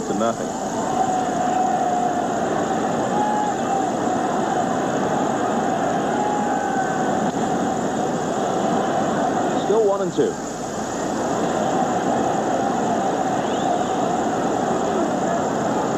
No action in the Cleveland bullpen, with O.J. going strong at this point.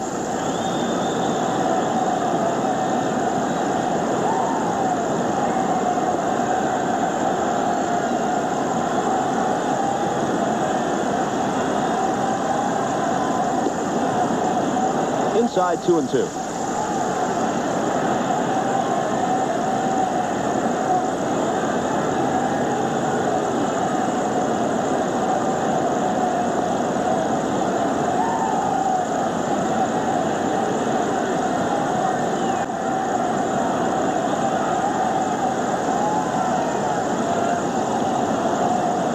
Hangs in.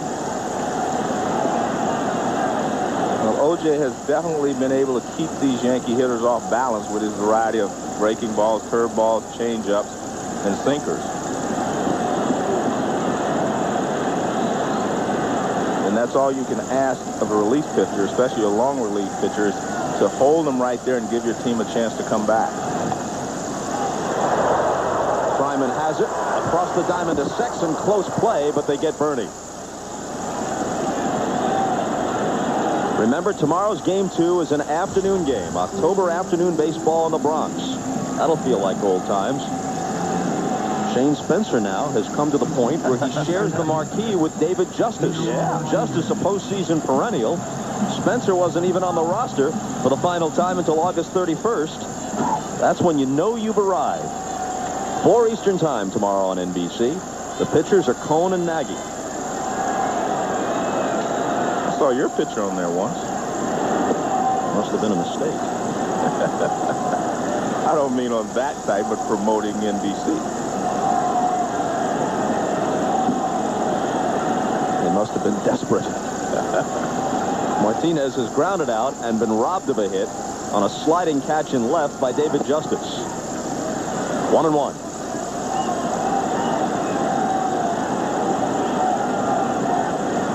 There is Shane, who came riding into the valley out of Columbus.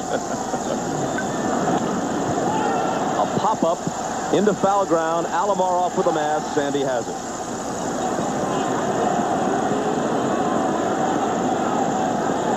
So Martinez is 0 for 3.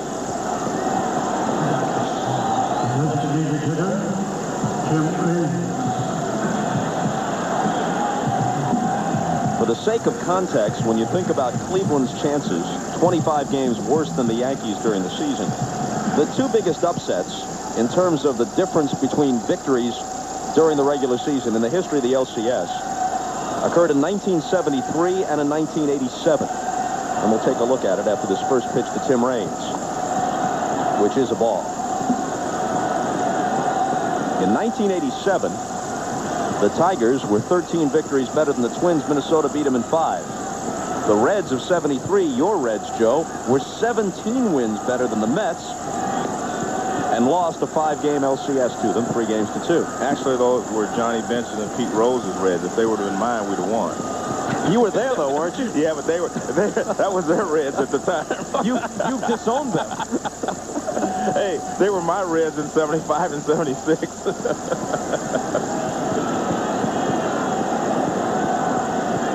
2-0 pitch to Raines. Here you have a 25-game differential.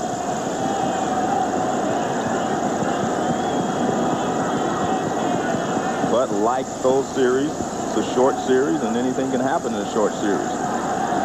And make no mistake about it, I mean, even if the Yankees are able to hold this lead, but Cleveland still has 12 outs to go.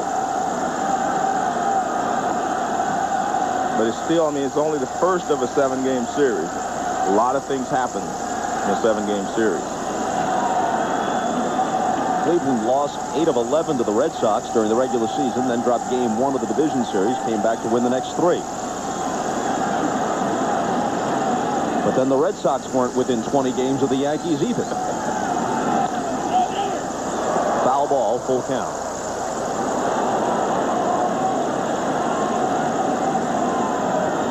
Well, the one thing I still believe in that is that the Indians are not intimidated by the Yankees because they have beaten the Yankees in these situations before. So I don't think they're intimidated. I know Mike Hargrove is not intimidated, and the players aren't. I mean, the players feel like they showed you what they're made of by coming back after Boston beat up on them badly the first game of that division series. And to come back and win 2 ball games in Boston, it shows you how good a team they are and how much confidence they have in their ability. And they're not going to quit on this ball game yet. And they're not going to quit on the series even if they lose.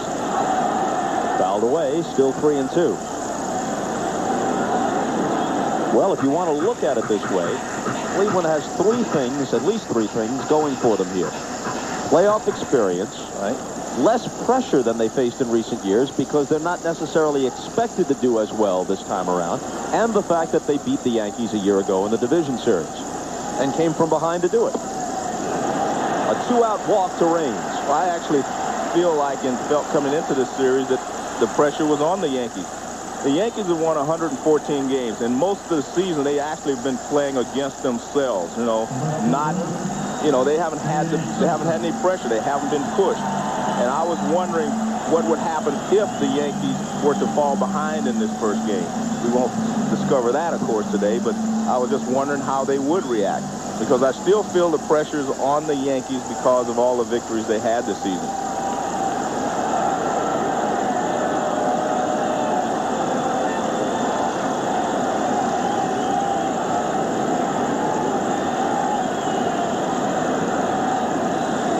Spencer cuts and misses.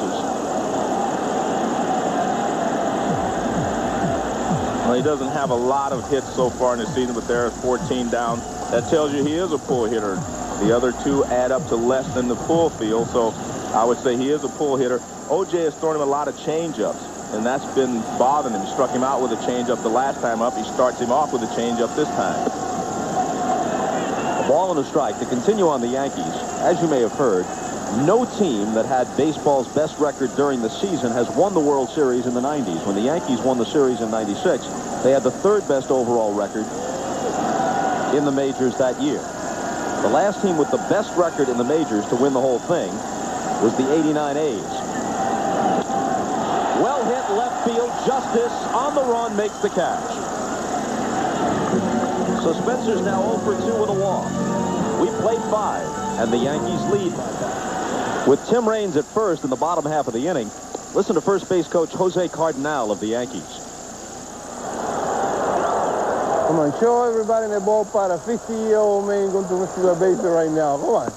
Come on. You can do it. 50-year-old man, I think he finally talked him into taking off there. Jose apparently misreading Tim's birth certificate. He turned 39 last month. Now he's up, moving the outfielders in. He's bringing Paul O'Neill in from right field.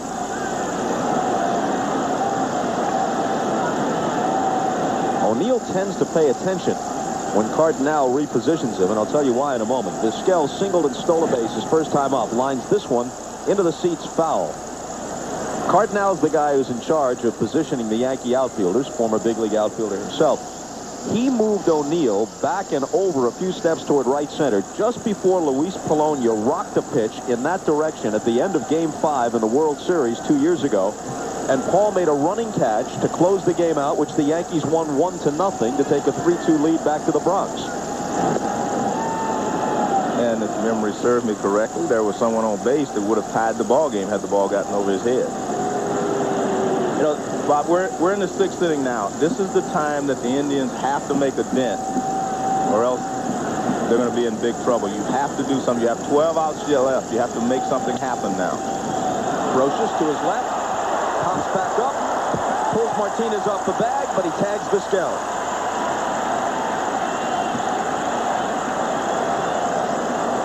Brocious is playing with a severely sprained left ankle, hurt in Game 3 of the division series against Texas when he was picked off first by Ivan Rodriguez. He jammed the foot getting back to the bag, and there was some question as to whether he could play, but obviously he suited up and started.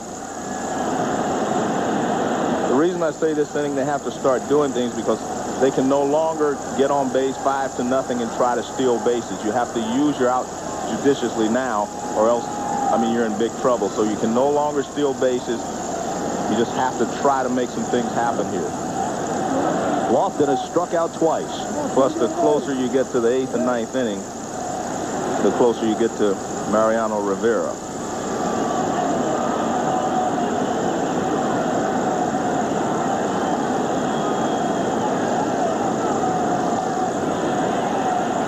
Unappealing prospect if you're the Indians. And this is a good curveball from David Wells. And this is the pitch that I talked about at the beginning of the broadcast that has really served him well tonight. And I think that has been the big difference, plus his great control. A slow roller charging is Martinez. Fair ball. Lofton tries to duck under him, but Tino applies the tag. That was a nice attempt there by Lofton. He ran all the way down like he was going to run over him and then tried to dive underneath him.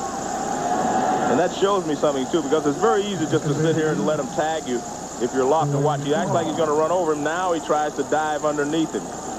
Good hustle there by Lofton. And Tino charges and grabs this ball. Now, look. And he does tag him right on the back.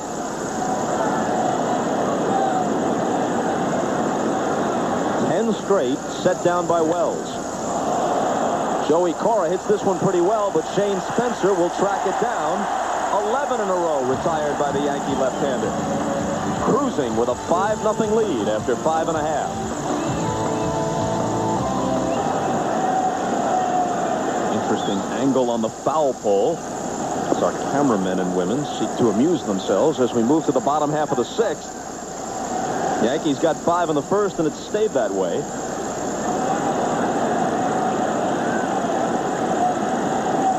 Chad O.J. has done the job. Until now, as Posada rips one down the line inside that foul pole and gone. How prescient are these camera people?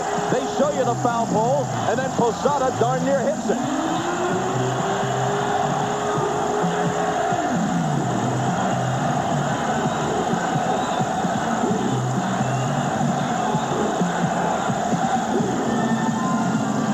Tries to sneak a fastball by Posada on the inside corner. You see where Alomar Jr. is set up, and that's where the pitch is, but Posada able to get the barrel out and wrap it around the foul pole. That's one of the few times that he's tried to come inside on the first pitch to a hitter. 6-0 New York. The first extra base hit of the game.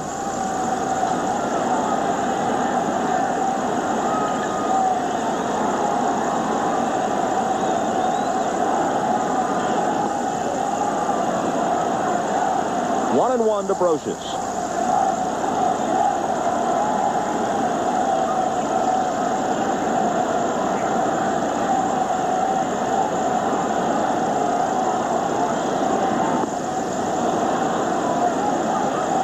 A ball and 2 strikes. Posada hit 17 regular season home runs. A Yankee Stadium homer there. Would have been a double in most ballparks. Maybe. It may have stayed fair. Slow roller, Vizquel charging. Sure-handed as always. Made just 5 errors during the regular season and has never made an error in a playoff or World Series game. I mean, he is just so sure, Bob. I mean, watch how he transfers the ball from the glove to his hand. Watch this. Watch how he does that. Look at that. I mean, he doesn't really catch it in the glove. That ball, he just kind of deflects it into his hand. I mean, he just does a lot of things. So he just kind of deflects it into his hand. See how quickly he got the ball out of there? That's sure-handedness.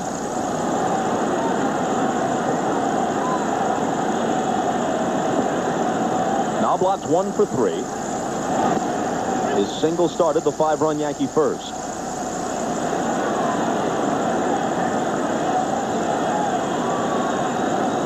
Well, you played with Concepcion. Toward the end of your career, Ozzie Smith was beginning to establish himself as the premier defensive shortstop in the game. You've seen others. How does Vizquel rank? Well, you know, it's very difficult. You know, I don't see Vizquel as much as I saw Ozzie Smith. But, I mean, I still think Ozzie Smith's the greatest shortstop I ever saw because I played against him. I saw him on a daily basis.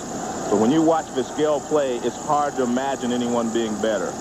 So, I mean, it's just a difficult, you know, decision for me to try to pick Vizquel as being as good as Ozzie. I just saw so much of Ozzie Smith. I saw so many great plays. Vizquel's so good with the glove, he can practice his batting stance while he's out there.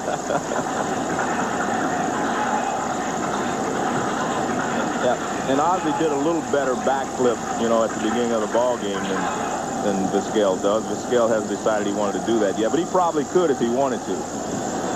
You know, Mike Hargrove, you know, he says that Vizquel is the best shortstop ever, you know, and that includes Ozzie Smith. But like me, he saw more of Vizquel than he did Ozzie Smith. So, a matter of who saw who the most. The 1-2 pitch. A high pop. Sexton comes in from first and calls to make the catch. And coming to NBC Thursday. For 9 months, we've been anxiously awaiting this moment. I'm having my first contraction. Oh, it's not bad. Okay. TV's triplets are coming on Friends, NBC Thursday. Definitely a must-see Friends, NBC Thursday. Derek Jeter, 2 singles and 3 trips, plus a stolen base. And a great, great play at shortstop.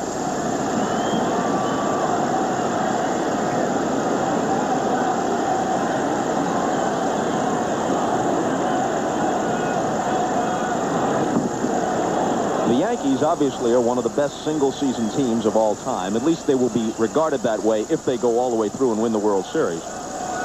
But they don't have anybody on the team who's a certified Hall of Famer. Williams may be one day, this guy may be one day, but they don't have anybody yet with Hall of Fame credentials, and they really don't have anybody who figures to be the league's MVP, although they won 114 games. But if you ask Joe Torre about the team's MVP, he might very well pick this guy, his shortstop. Roll to second, Cora. That'll do it. But the inning includes the home run from Jorge Posada, and it puts the Yankees in front 6-0 after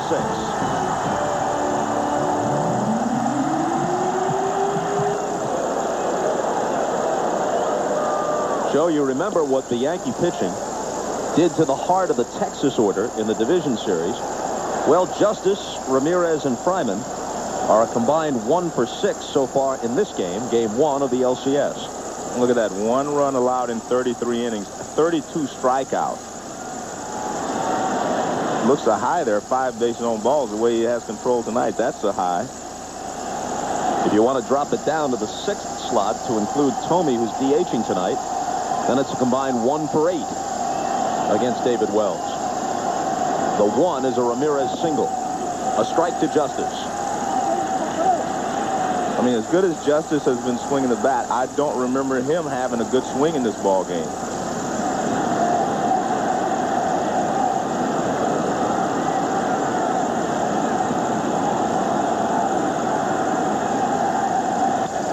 There's a good swing and an opposite field hit. Fastball up and over the middle of the plate. Not too many of those so far in this ball game. And it's just the 3rd Cleveland hit. Let's check in with Keith Olbermann. Bob, what you just mentioned about how the Yankees have kept the opposition to 1 run through here the 7th inning of the 4th game. That is extending a Major League postseason record for fewest runs allowed.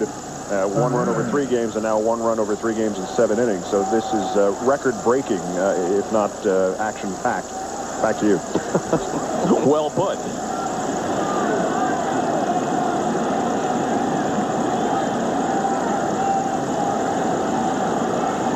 Ramirez has singled and struck out. A high fly ball to center field. Bernie Williams circles under it. And that's the first out. Once again, tomorrow's Game 2, 4 o'clock Eastern Time from Yankee Stadium. Cone for the Yanks. Nagy on the mound for Cleveland. Justice and Spencer figure to be here as well. They are pictured. Travis Fryman flied out and robbed of a hit on a tremendous play in the hole at short by Derek Jeter.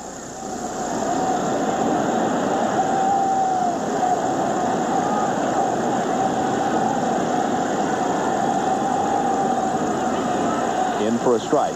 Now, I don't want this to be misunderstood, but when we talk about consecutive scoreless innings in the postseason, remember, this is the division series and the beginning of the LCS. I don't know that the comparison holds up, even though Texas and Cleveland are good hitting teams, especially Texas this year. If you want to talk about what the 63 Dodgers, for example, Koufax, Drysdale, and the rest did against the Yankees, that's in the World Series. Or in '66, what the Orioles did to the Dodgers, that's in the World Series. Against the certified best team in the other league. Well, I think you have to separate them because that's what you're talking about. In the World Series, you have the 2 best teams supposedly in each league playing, so the quality of play should be higher. And the standards, both hitting and pitching, will be higher. Still pretty impressive what the Yankee pitchers have done. And Wells is ahead of Fryman, 0-2.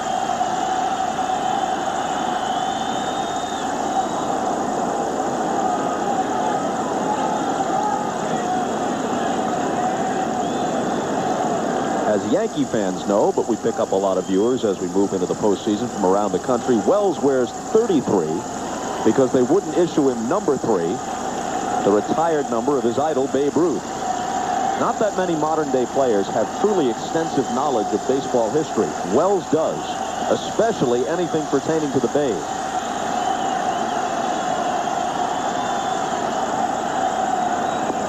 Off-speed pitch, cut on and missed. And down goes Fryman. Well, this is an interesting pitch sequence to Fryman. He starts him off with a breaking ball for a strike. Now a fastball. This is the first 0-2 curveball that he has thrown the entire ball game right there. Then he comes back with another curveball. And 6 jerseys. Strikeout number 6. I'm not exactly sure where all these jerseys are coming from. The Yankees themselves, all of them are wearing the number 39 on the backs of their caps. Bob, I saw a couple of guys without shirts on down there, right to the line. Maybe they're taking them. Chilly night, too. Tomey's 0 for 2. The 39 on the backs of the caps, of course, to let Darryl Strawberry know that they're thinking of it. And the great thing is the Yankees, they didn't just, draw it. Strikeout number 6. I'm not exactly sure where all these jerseys are coming from. The Yankees themselves, all of them are wearing the number 39 on the backs of their caps. Bob, I saw a couple of guys without shirts on down there, right to the line. Maybe they're taking them. Chilly night, too. Tomey's 0 for 2. The 39 on the backs of the caps, of course, to let Darryl Strawberry know that they're thinking of it.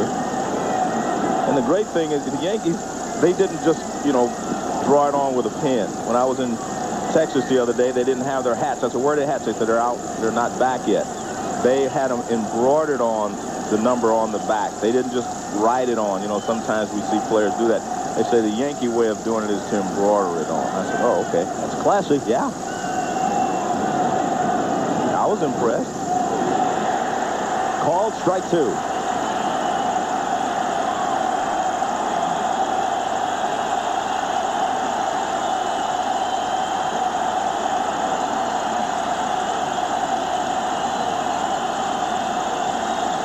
Wells Wells has struck out 6.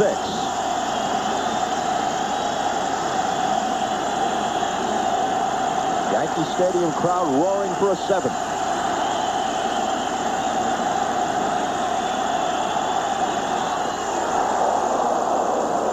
One and 2.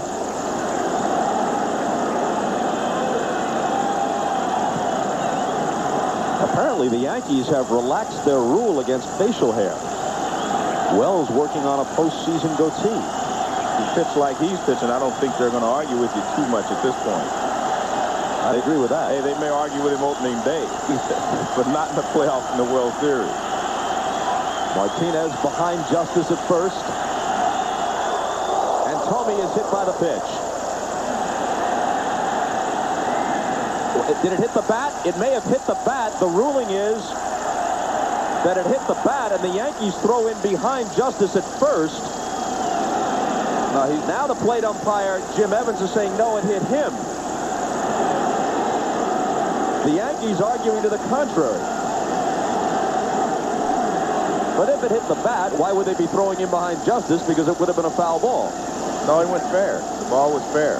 If it hit the bat first, it was a fair ball. It went out in front of the plate. But he's also getting help. He got some help from Larry Young down at third base that he said the ball hit him. See, what Joe Torre is arguing about is that he felt like it hit the knob of the bat and went out in the fair territory.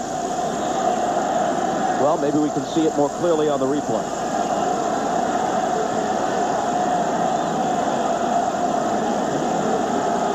It looked like it might have hit the knob of the bat. Well, see, and it does go in fair territory. They're saying that it hit the knob of the bat. Now watch where the ball goes. You're right. That's a fair ball. Sure. If it hits the knob of the bat, that's a fair ball. But I mean,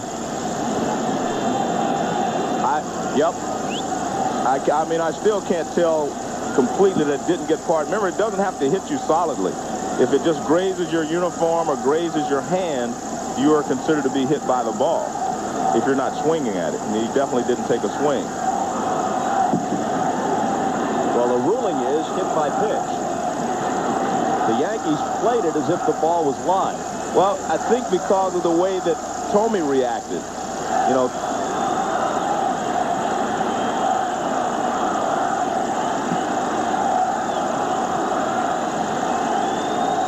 Sexton's 0 for 2.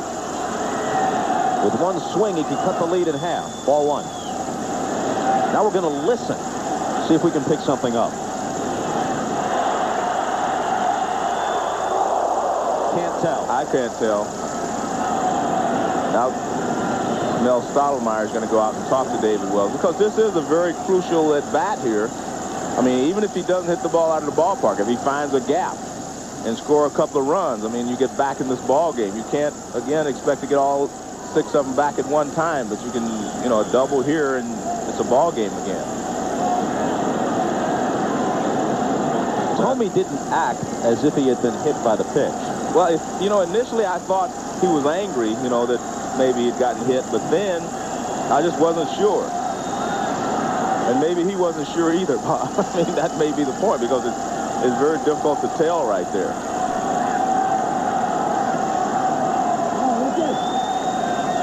It definitely hit the bat at some point, but I mean, whether it hit his hand first and then hit the bat, I don't know. See if we can take a look here.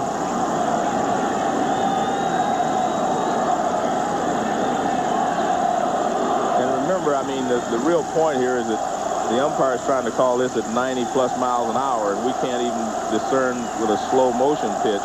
So I'd have to go along with the umpires because I thought he got hit by the pitch.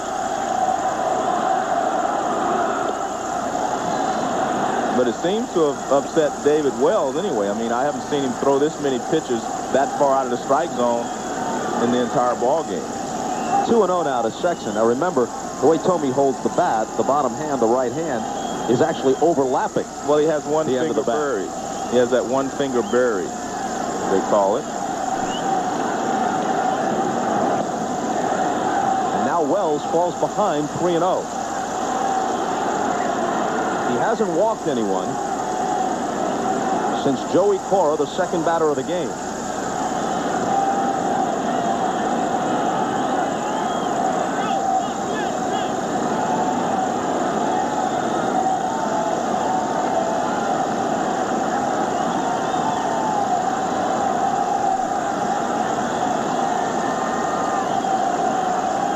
Sandy Alomar on deck. Called strike.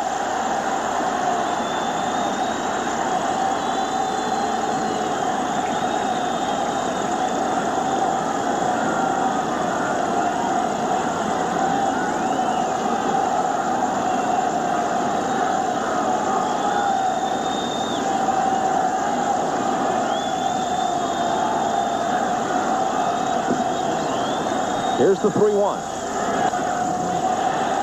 Full count. So the runners will be going with 2 out. We're in the top of the 7th. New York leading it 6-0.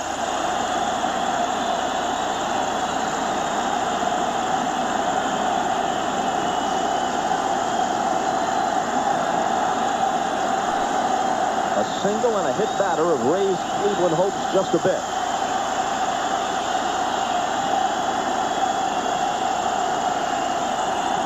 Justice away from second. Tomey away from first. They go on the 3-2 pitch. And they'll have to come back. Well, David Wells is still throwing well. He's still hitting around 90 miles an hour with his fastball.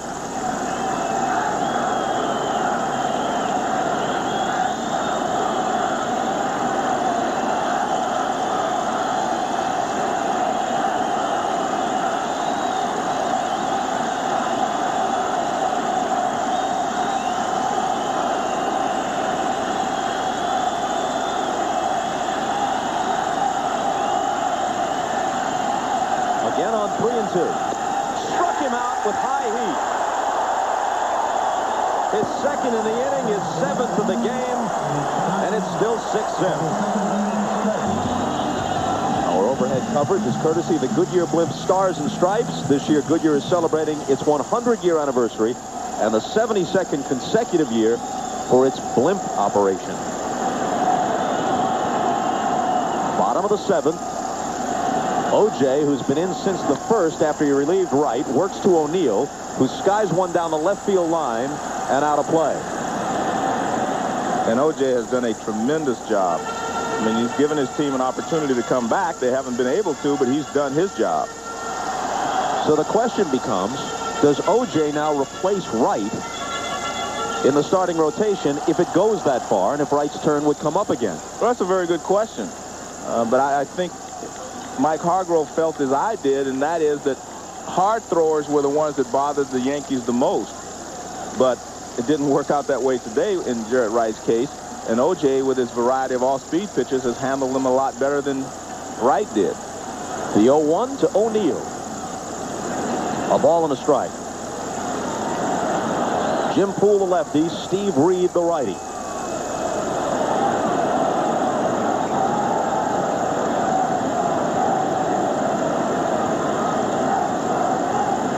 Posada touched O.J. for a home run an inning back. Other than that, he's done very well. You know, one other point, Bob, on Jaret Wright, he only threw like 36 pitches or so. So if they decide to, he could come back in the 4th game if they had the confidence to bring him back, you know, or at least they could put him in the bullpen in the 4th game. I don't know exactly what their plans are, and I think a lot depends on what happens in the remainder of this ball game and the one tomorrow.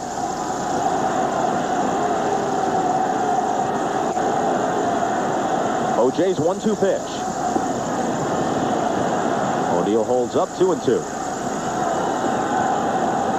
With no disrespect directed toward the Rangers or the Indians, the fans at Yankee Stadium look at all of this as part of a process that ends in the World Series.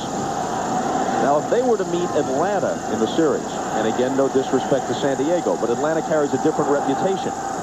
That's fouled back. They won 106 this year. They would be in the World Series for the 5th time this decade if they make it. Then you'd have a classic World Series matchup And it would seem like everything had funneled toward that for the whole season. But at this point, I think Yankee fans, without underestimating the Rangers or the Indians, regard these as preliminary rounds. You want me to comment on that? Yeah. The 2-2 pitch. Well hit down the right field line. And one hop against the wall. O'Neill on his way to second. Ramirez with a strong throw, but he's in there.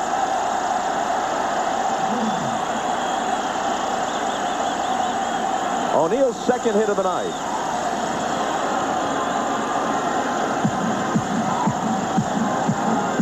Well, O.J. gets a fastball in, and O'Neill's able to fight it off and hit it down the right field line. I thought Ramirez was going to have a real good shot at him. He makes a strong throw. It's a little bit offline, and O'Neill goes in safely. When O'Neill hits this ball, fastball in, he knows that he's going for a double. He hustles right out of the batter's box, and he never slows down. And good hustle. So you were saying? Oh, yeah, O'Neill hit that ball really well. No, I can understand your point. Understanding it's not the same thing as agreeing with it. No, I mean, it's like, I think of the Atlanta Braves, and I said this earlier in the year when they were talking about Houston and San Diego challenging them. I said, going to the World Series, you're still going to have to go through Atlanta to get to the World Series. I still feel that way, and I felt the Yankees were the best team in the American League. But it doesn't mean that Cleveland can't catch the Yankees and beat them, and it doesn't mean that San Diego can't beat Atlanta simply because they're going to have Kevin Brown going against the Atlanta Braves, and Kevin Brown was the one that helped the Marlins beat them last year. So the Braves know that he can beat them, and that's a plus on the Padres side. But all the things you said, maybe that's the glamour World Series that people would be seeking. I guess that I might agree with you on. Cleveland can win this, and San Diego certainly can win the NLCS. But it's the Braves and the Yankees, I think, that carry the aura. No, there's no doubt about that. That's probably the World Series that most people would like to see, but unless you live in San Diego and Cleveland, you know. But we're not going to do it anyway. Does that mean we're not watching it? Oh, I'm going to watch it.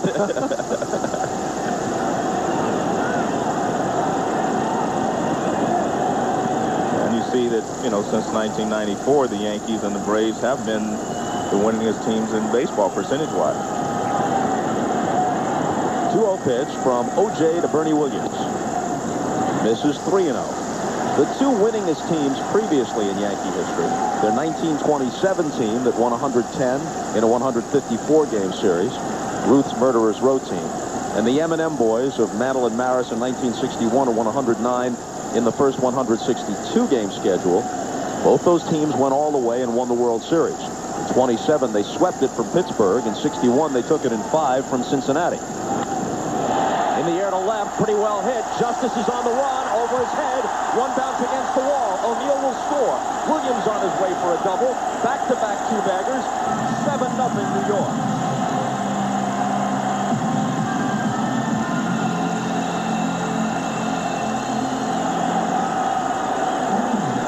Hargrove may have seen enough. O.J. gave him some good innings here, but he's done.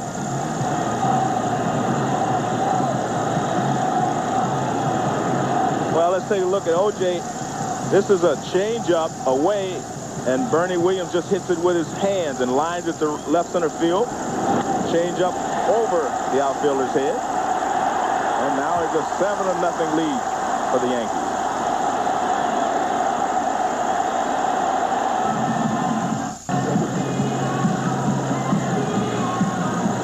32-year-old Jim Poole is the new Cleveland pitcher. This is his second time around with the Indians. He's also been with the Dodgers, the Rangers, the Orioles, and the Giants. You'll recall that he was Cleveland's pitcher in Game 6 in Atlanta in 1995, and his present teammate Dave Justice hit the home run off him that won the World Series for the Braves, the only run in a 1-0 victory for Atlanta in that Game 6. Pensive Chad O.J. sits there wondering what happened because he was throwing so well, and he may have just run out of gas. I mean, you know, He hasn't pitched that much lately, so he may have just run out of gas. But he threw well, and he gave his team an opportunity to come back. They just wasn't able to do that up to this point.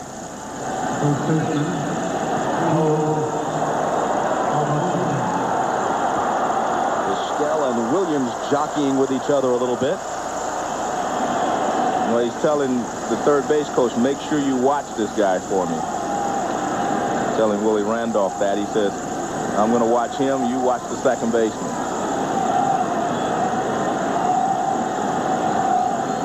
So Poole is brought in to face Martinez. Inside for ball one.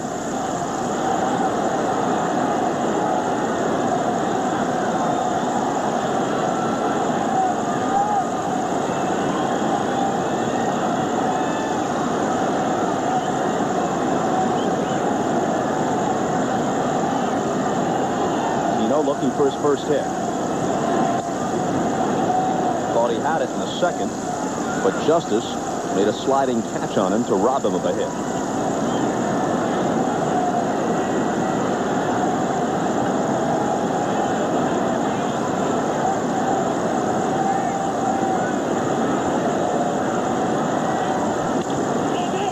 Foul ball. Consecutive doubles to start the seventh by O'Neill and Williams have chased O.J. and made it 7-0.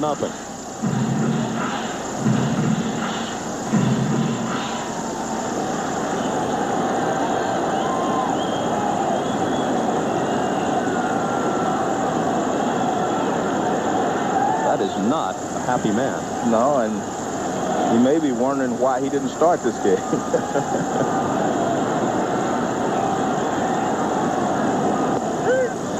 Strike three. The Yankees have few concerns, but I guess one of them is that Tino Martinez can't get untracked in the postseason.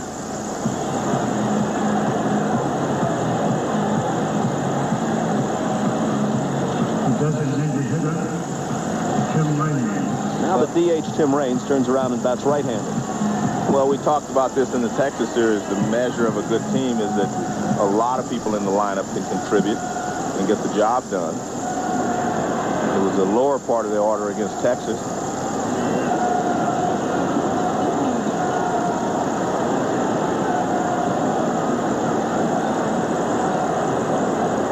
Williams at second with one out. Bottom of the seventh, 7-0 New York. They have 10 hits. The Indians have 3.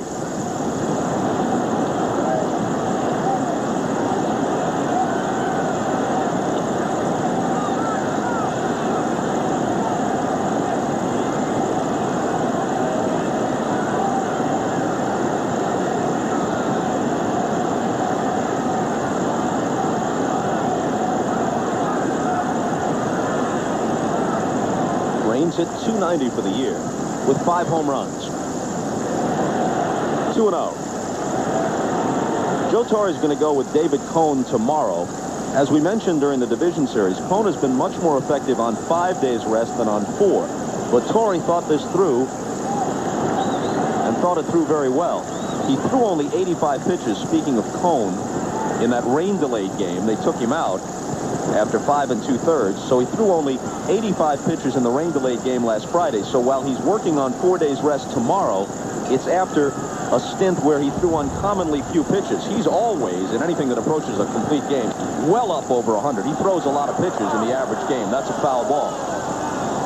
So if he's going to have him go on 4 days rest, he'd rather have him come out of that circumstance. Then if this goes as far as 6 games, Cone would be back home at Yankee Stadium for Game 6 on 5 days rest, which is his ideal situation. And I mean, I think it's a good move. I actually thought he was going to start him the second game of the Texas series, and they went with Andy Pettit, and they got a great job from Pettit. And I think that was a real key for Joe Torre the remainder of the season, simply because he knows that he can depend on Andy Pettit to be a big game pitcher now. And there was some doubt about that for a while, but he knows that he can depend on him. He knows what he's going to get from David Cone. And the fact that Cone's record here at Yankee Stadium is great, he can go ahead and do it. Is look at Andy Pettit, who will be the Game 3 starter at Jacobs Field. Raines skips away, and it's 3-1. This is the likely rotation for the series. Subject to change. Nagy and Cone, then Cologne and Pettit when we get to Cleveland. Gooden scheduled for Game 4, put up in the air against El Duque. Then perhaps they go back to Jaret Wright in Game 5 against Wells and reprise the other matchups if we get to 6 and 7. Ball 4.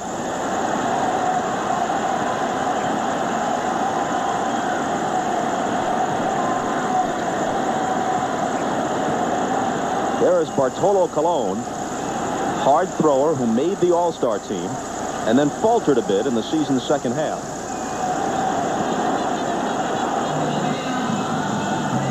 Well, we have a right-handed hitter due in Shane Spencer. So the lefty Poole is relieved of his duties. And as he exits, so do we for just a moment.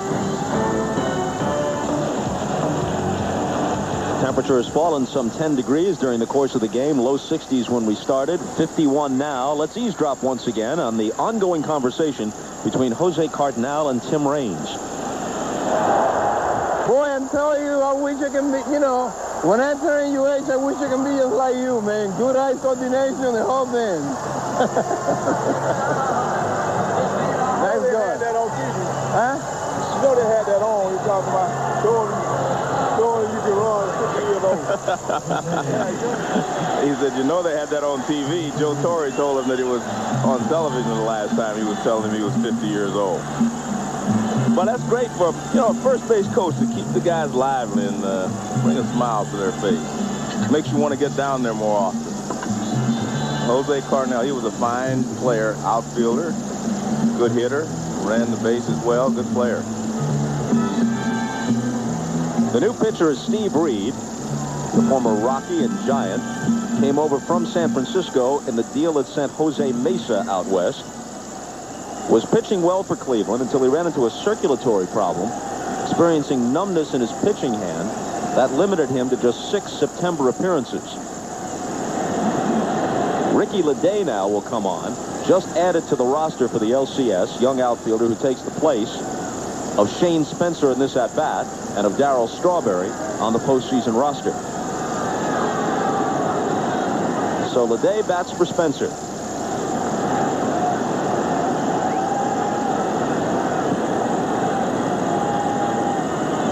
Reed's first pitch to him, fouled off.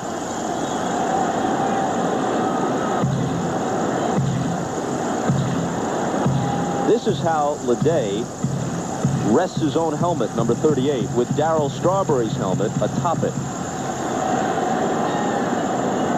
He's been doing that since Darryl went into the hospital, opening a spot on the roster for Ricky. A high fly ball, shallow right center field. Lofton comes in, and Kenny takes it for the second out. Once again, here's the playoff baseball tomorrow. We'll be here at Yankee Stadium, 4 o'clock Eastern Time. Cone against Nagy. And then the night game is on Fox. Game 1 of the Padres and the Braves at 8 o'clock Eastern Time from Turner Field.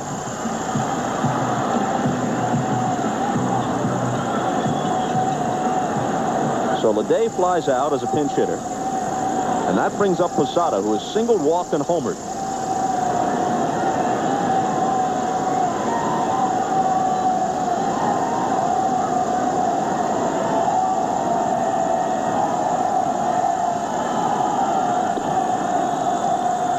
Sidearms it in there for strike 1.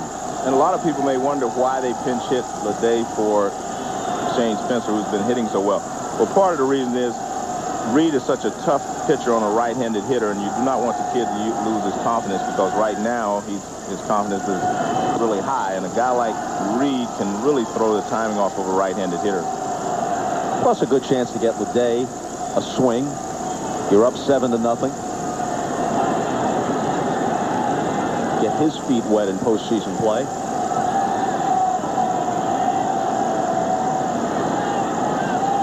2 on, 2 out, and the 1-1 pitch misses.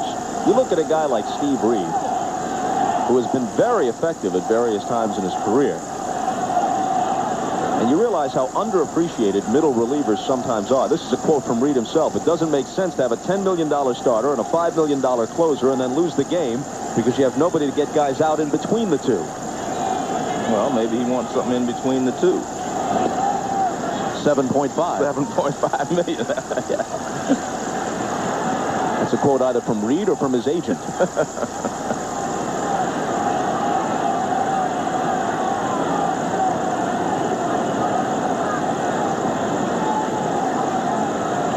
Three and one to Posada with Brocious on deck. And a long drive to right. Backing up is Ramirez. Doesn't have enough carry. He takes it on the track.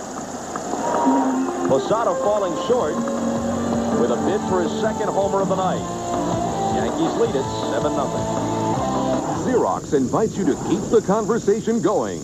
Share the knowledge. And David Wells has been magnificent, starting with the first hitter, Kenny Lofton. He's gotten Lofton twice.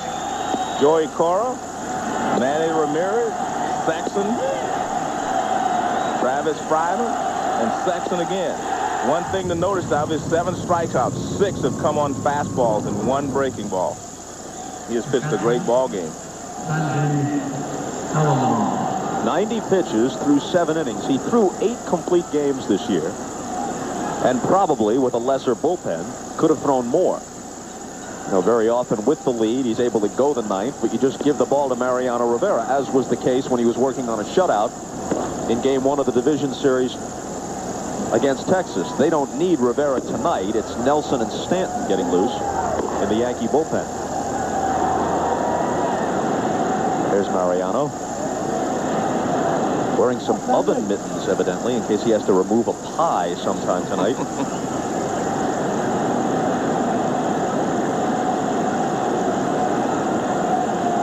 Alomar, Vizquel, and Lofton to face Wells.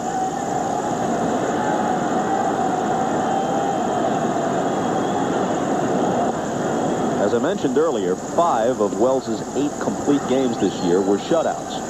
The starter does not get credit for a shutout unless he goes the distance. I don't see any reason for him to go the distance tonight, Bob. I mean, you've got a lot of games left, a lot of innings to be pitched. Fouled off. Plus, Stanton, as I remember, didn't get to pitch in the series against Texas.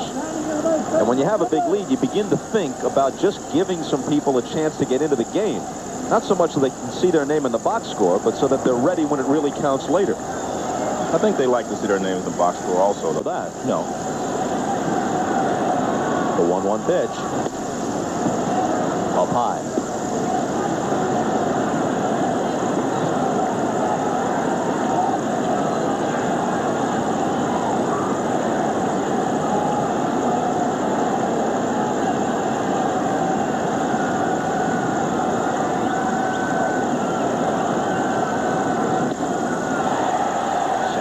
Catch up with it, 2-2. We mentioned that Ruth was David Wells' idol, as most people are aware. And as you may know, he tried to wear an authentic Babe Ruth cap from the 1930s that he bought at a memorabilia show. He spent some $35 grand on Ruth-related memorabilia, tried to wear it in a game, and they said, no, you can't do that. You can't be wearing this goofy cap out there. You got to put on the 1998 cap. That's out of play.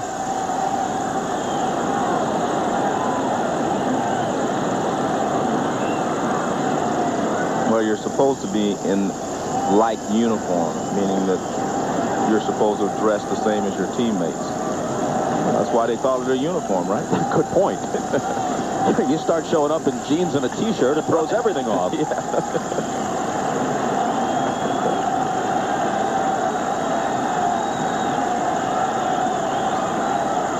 The 2-2. A high pop. Posada has room.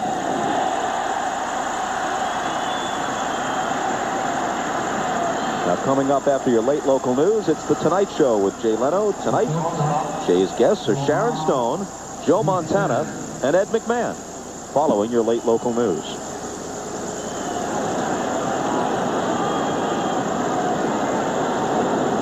Ed should have no difficulty finding the studio.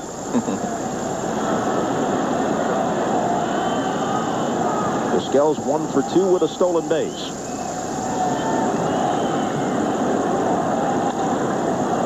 A chance for Williams in center field. Bernie tucks it away.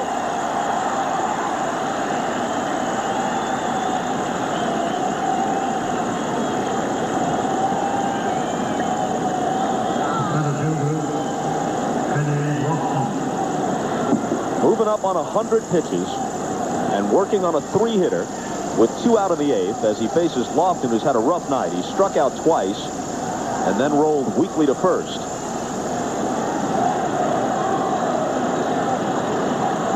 Wells has faced 27 hitters and thrown 30 balls.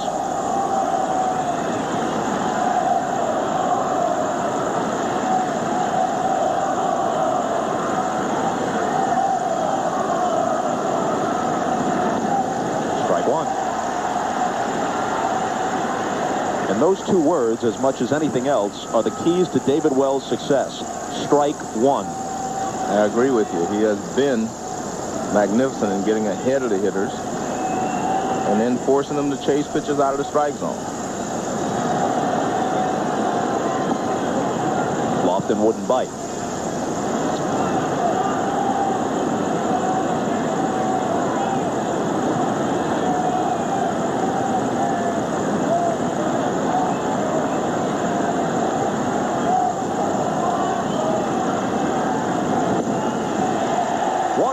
Although he hit well over 300, Lofton never got comfortable in the National League with the Braves. And it shows as much as anything on the bases. He only stole 27 a year ago. He doubled that when he got back to the Indians to 54 this year. And he was caught stealing 20 times last year and cut it in half to only 10 caught stealing this year. And his defense improved again when he got back to Jacobs Field.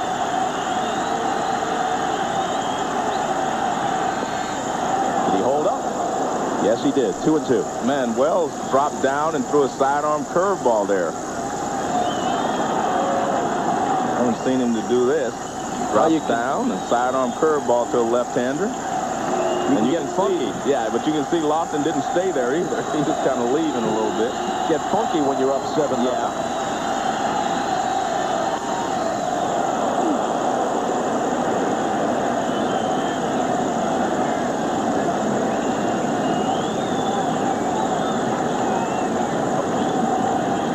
Watch this pitch as a fastball away. Now watch Posada.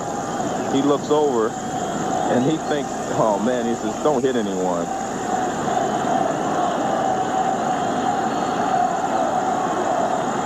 See, the players are concerned about the fans. I thought it was going to conk Keith Olbermann.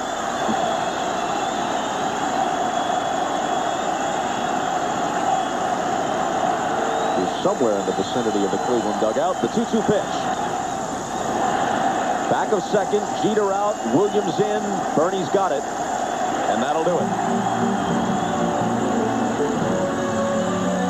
David Wells masterful through 8 with a 7-0 lead. One last view for this evening from the Goodyear blimp. Our thanks to the folks upstairs. Much of the crowd of 57,000 plus has departed. Content that the Yankees have this one wrapped up, leading 7-0 as they bat in the bottom of the 8th against Paul Shuey, who they thought might be their closer earlier this year, but Mike Jackson came on to claim that assignment. And Brocious whacks one right through the middle for a leadoff hit.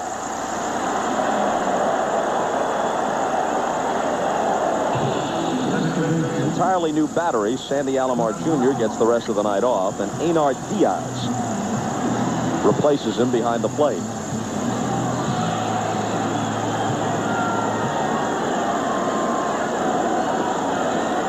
Brocious at first is now 2 for 4. Sexton's going to play behind him. Knobloch is 1 for 4. Hitless since his first inning single.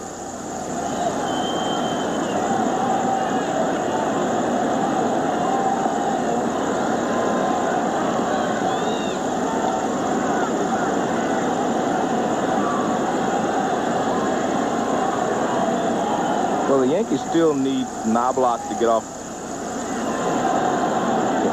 out of his slump a little bit. because he does make things happen at the top of the order. Caught by Fryman, quick throw across, and Brocious scampers back.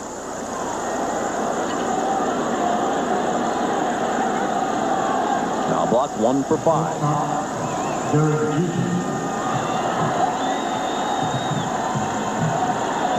The Yankees have now outscored their opposition 16-1 through 4 postseason games. Well, I talked about Andy Pettit being dependable for Joe Torre, but maybe not. He's the only Yankee hurler to give up a run in this postseason. That's a disgrace when compared to his compatriots. David Cone and David Wells have not given up anything.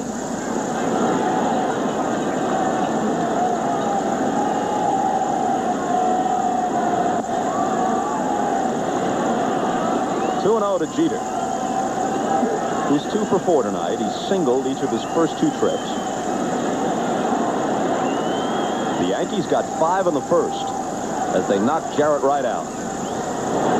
Single runs in the 6th on a Posada home run, and in the 7th on doubles by O'Neill and Williams. They bat now in the 8th. 1 out, 1 on, 7-0.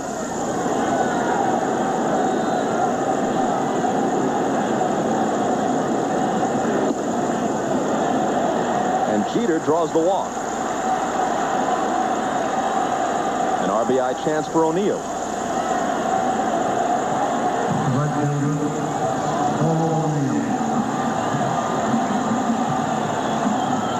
All has a single and a double in 4 trips.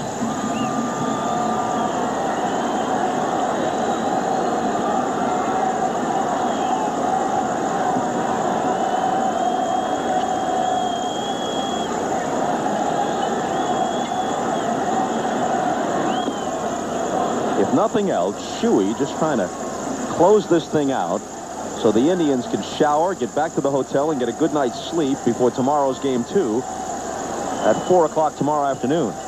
And the first game of any series is always important, but tomorrow's will be the most important game, I think, of the series for Cleveland.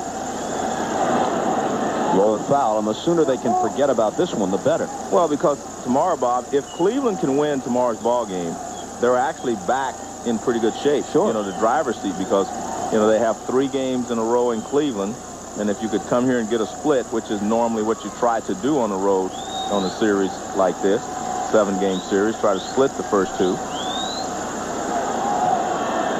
The 0-2 pitch. All the way to the screen. That is a major league wild pitch. And the runners move up to 2nd and 3rd. Shuey really uncorked one. But Diaz is talking to him like he may have crossed him up. He may have been looking for a breaking ball, because he stays down a long time. He thinks the ball's going to break.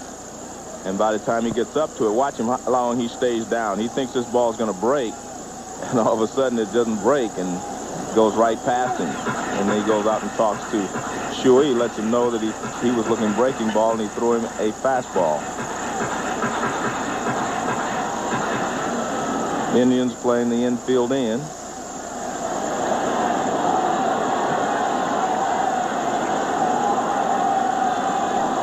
And the 1-2 pitch. 2 balls and 2 strikes to O'Neill. Now you're Cora and Sexton on the right side of the infield. You say, oh no, we're losing 7-0. Now I got to come in. This guy might hit a bullet right at me and take my head off. Can it get much worse? Yeah, it could be AstroTurf and it could be wet. Well, O'Neill cooperates by striking out. That happened to me once. When I was playing with the Reds, the infield was wet, and they called me in on Dave Parker, and he hit a ball at me. It hit the wet thing. I don't know how I caught it, but it knocked me over. I threw him out, and I went in and I yelled at Sparky. I said, I will never play in like that again, and don't ever put my life in danger like that again. I mean, it can happen on AstroTurf. And Sparky said? He just smiled. He knew I was serious. I didn't play in ever again on that wet AstroTurf with a big hitter up there either. Williams is 2 for 4. Strike 1 from Shuey.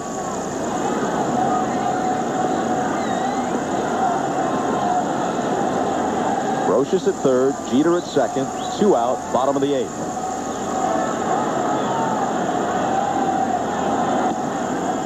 A ball and a strike. Cora, Justice, and Ritters for Cleveland in the 9th.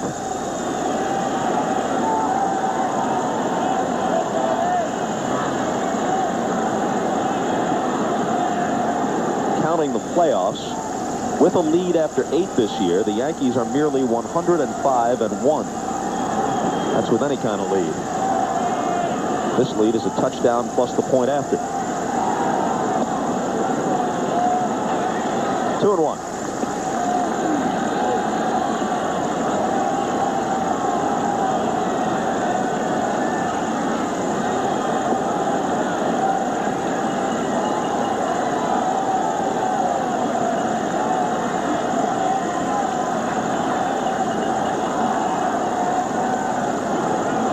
Two balls and 2 strikes.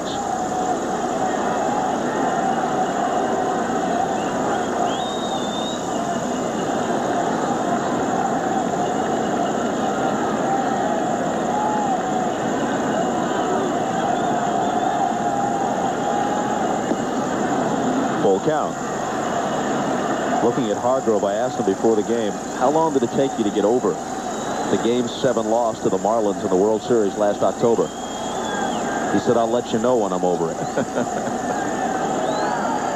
World Series losses, especially 7th game losses, stay with you a long time. And he managed that game so well. There really wasn't much he could have done differently. Just didn't work out. The bases are loaded.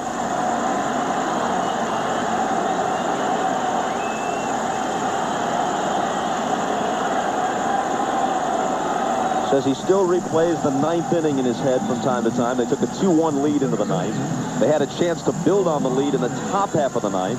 And Sandy Alomar was thrown out at the plate by Edgar Renteria on a ball where Sandy might have thought Renteria was going to go for the double play.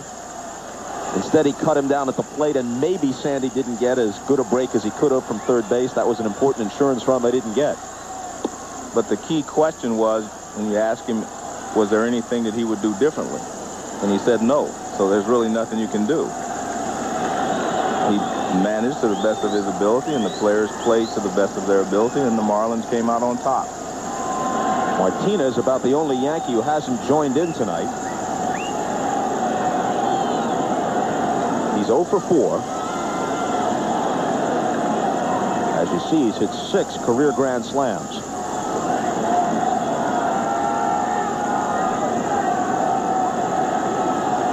Hit 28 home runs during the year. Down from 44 in 1997.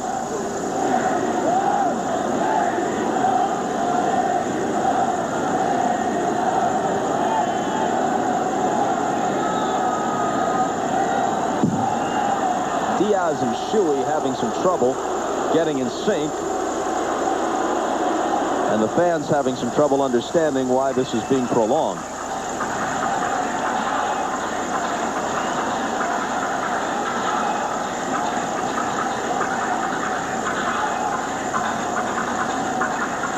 Wells with Stottlemyre.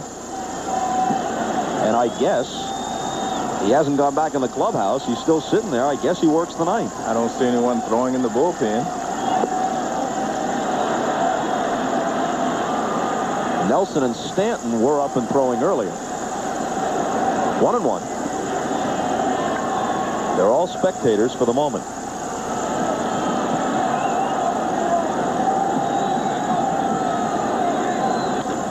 Grounded foul. Almost took a piece out of the ball boy. Wicked hop on him.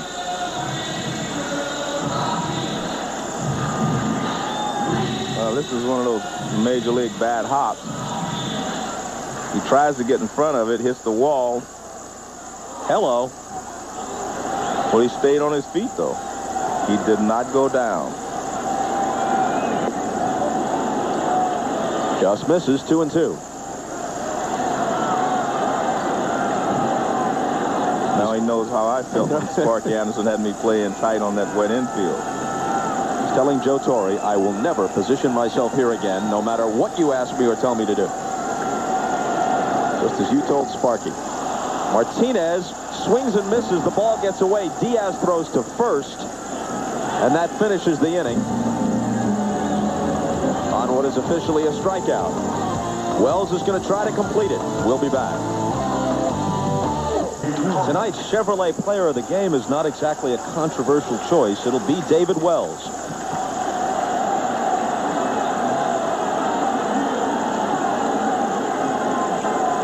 Here's a look at his 5 shutouts during the year. The first one was the perfect game against Minnesota. The last one was nearly a perfect game. He retired the first 20 he faced on September 1st against the Oakland A's before Jason Giambi singled to break up that bid for a second perfect game in the same season with 2 out in the 7th inning. First man to face him in the 9th is Cora, strike 1.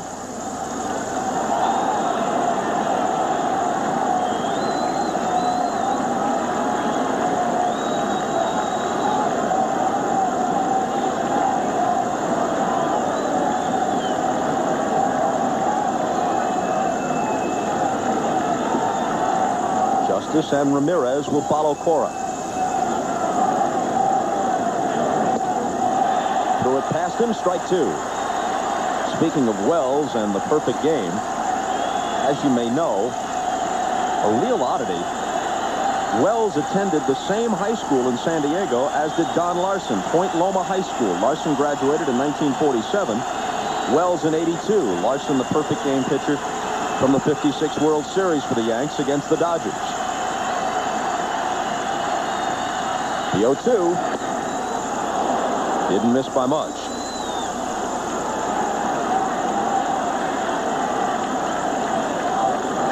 Well, Don Larson had a great curveball. So does David Wells. Don Larson had a good sinking fastball. Wells throws more of a riding fastball. Here's the 1-2. A line drive for a base hit. Just the 4th of the night off Wells.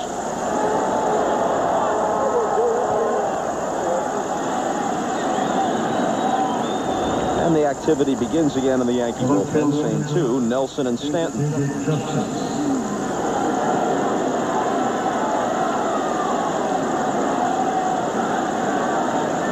All 4 hits off Wells have been singles. Justice at the plate now has 1 of them back in the 7th. Jose Cardinal moving Ricky Leday over toward the line in left field. Wells has struck out 7, walked 1, and hit a man.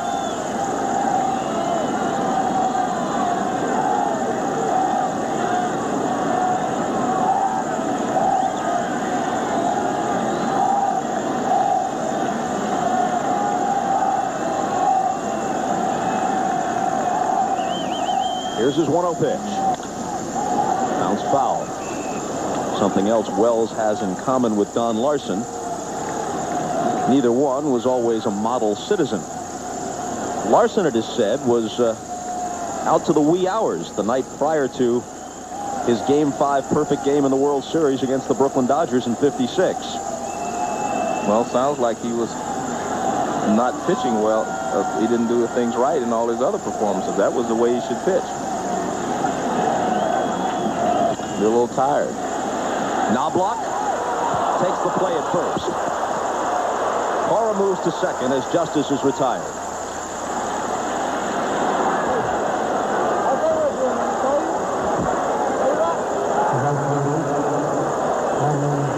So the run that could spoil the shutout is in scoring position with 1 out for Manny Ramirez, who is singled, struck out, and flied out.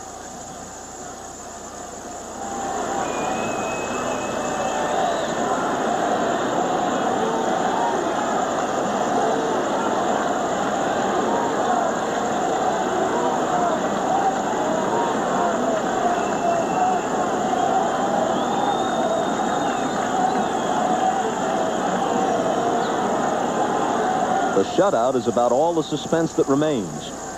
The Yankees took most of the suspense out of it with 5 in the first. That's generally not insurmountable these days in baseball with all the run scoring going on around the major leagues. But against this Yankee team these days, It's an almost impossible hill to climb. Ball one. Well, 5 runs is really not that big a deficit in the first inning in this type of season, but look at that. I mean, that's just amazing. I mean, they had the wrong guy on the mound for them to try a comeback. Then again, the entire Yankee starting staff has pitched well when given the opportunity.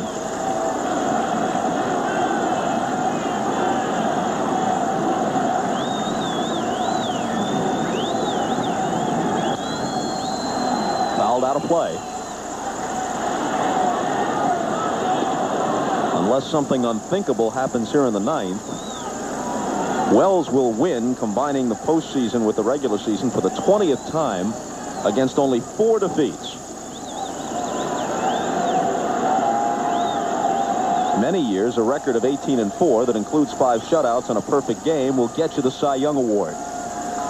But the smart money is on Roger Clemens to win a record 5th with the way he closed the season.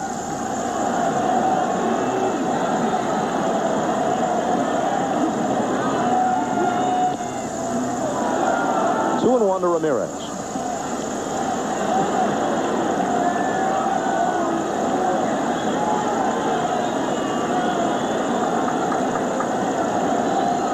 They dropped the first one to Boston, came back and won 3 in a row. That was a best of 5. They're about to go down 0-1 in this best of 7. Nagy will try and get them even tomorrow against Cone. Well hit left field. If it's fair, it's a home run.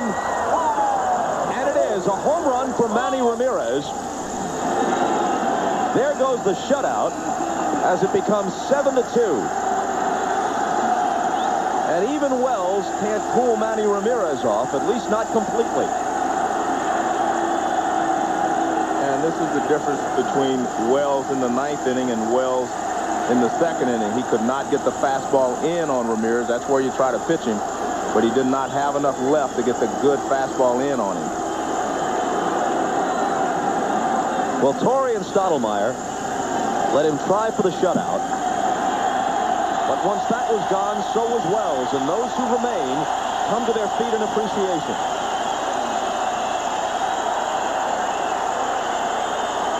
New York goes to its bullpen, and we go to a commercial. David Wells tries to get a fastball in on Manny Ramirez, and his expression will tell you all you need to know.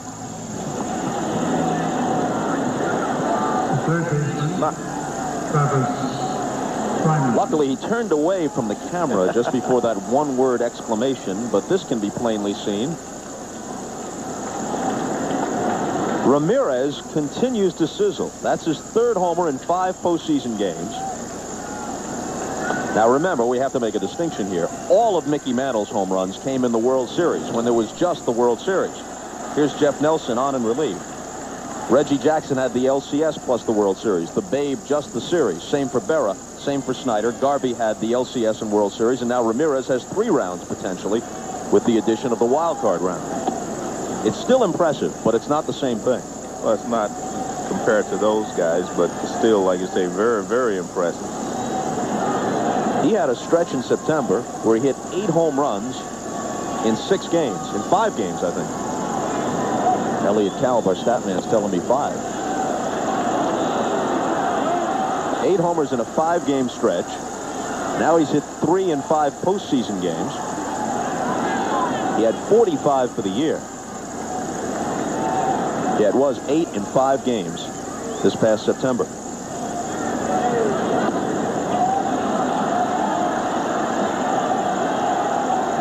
Three and 1 to Fryman.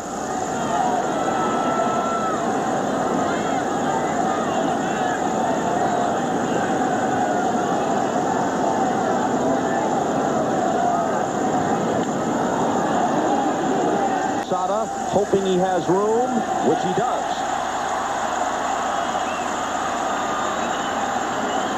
And Nelson is an out away from closing it out. Good job by Posada to find this ball. A lot of times when the ball goes up, a catcher doesn't know where it is. He finds it immediately. That's why he threw his mask behind him. And he gets back near the screen and makes the catch. I've really been impressed with the way he has handled David Wells in this ball game and the way he's been receiving the balls. He's done a great job tonight.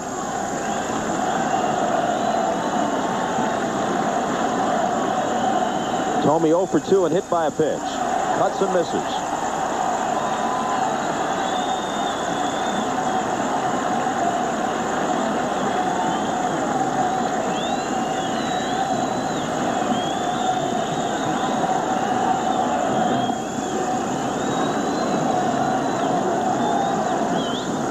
Jim hit 30 homers for the year. The total would have been higher had he not missed more than a month with a broken hand.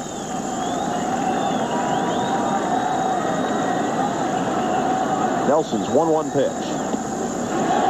A strike away.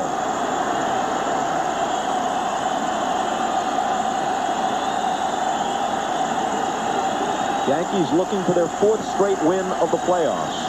Their 11th consecutive win overall, and most importantly, a 1-0 lead over the Indians in the best-of-7 LCS.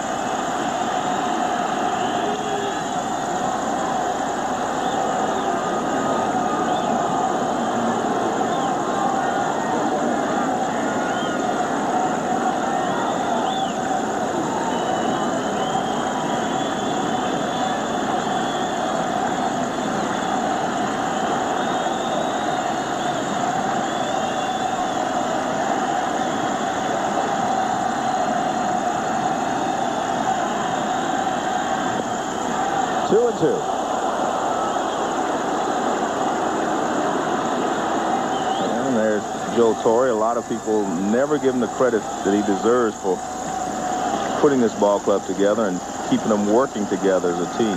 I think he should be the manager of the year. I agree with you. Full count. With all the success they've had, winning the World Series in '96, playoffs last year, historic regular season this year, you have to remind yourself that when he was hired, the New York tabloids featured the headline, "Clueless Joe," questioning Steinbrenner's decision. Down goes Thome. Down go the Indians in Game 1. Nelson finishes it. Wells is the winner.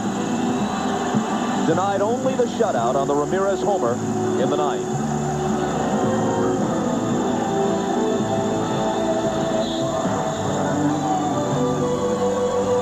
So be sure to join us tomorrow afternoon for Game 2 of the ALCS. Cone for the Yanks, Nagy for the Indians. Tomorrow at 4 Eastern, 1 Pacific on NBC. Coming up after your late local news, The Tonight Show, Jay's guests, Sharon Stone, Joe Montana, Ed McMahon. For Joe Morgan, Keith Olbermann, and Jim Gray, I'm Bob Costas. So long from Yankee Stadium.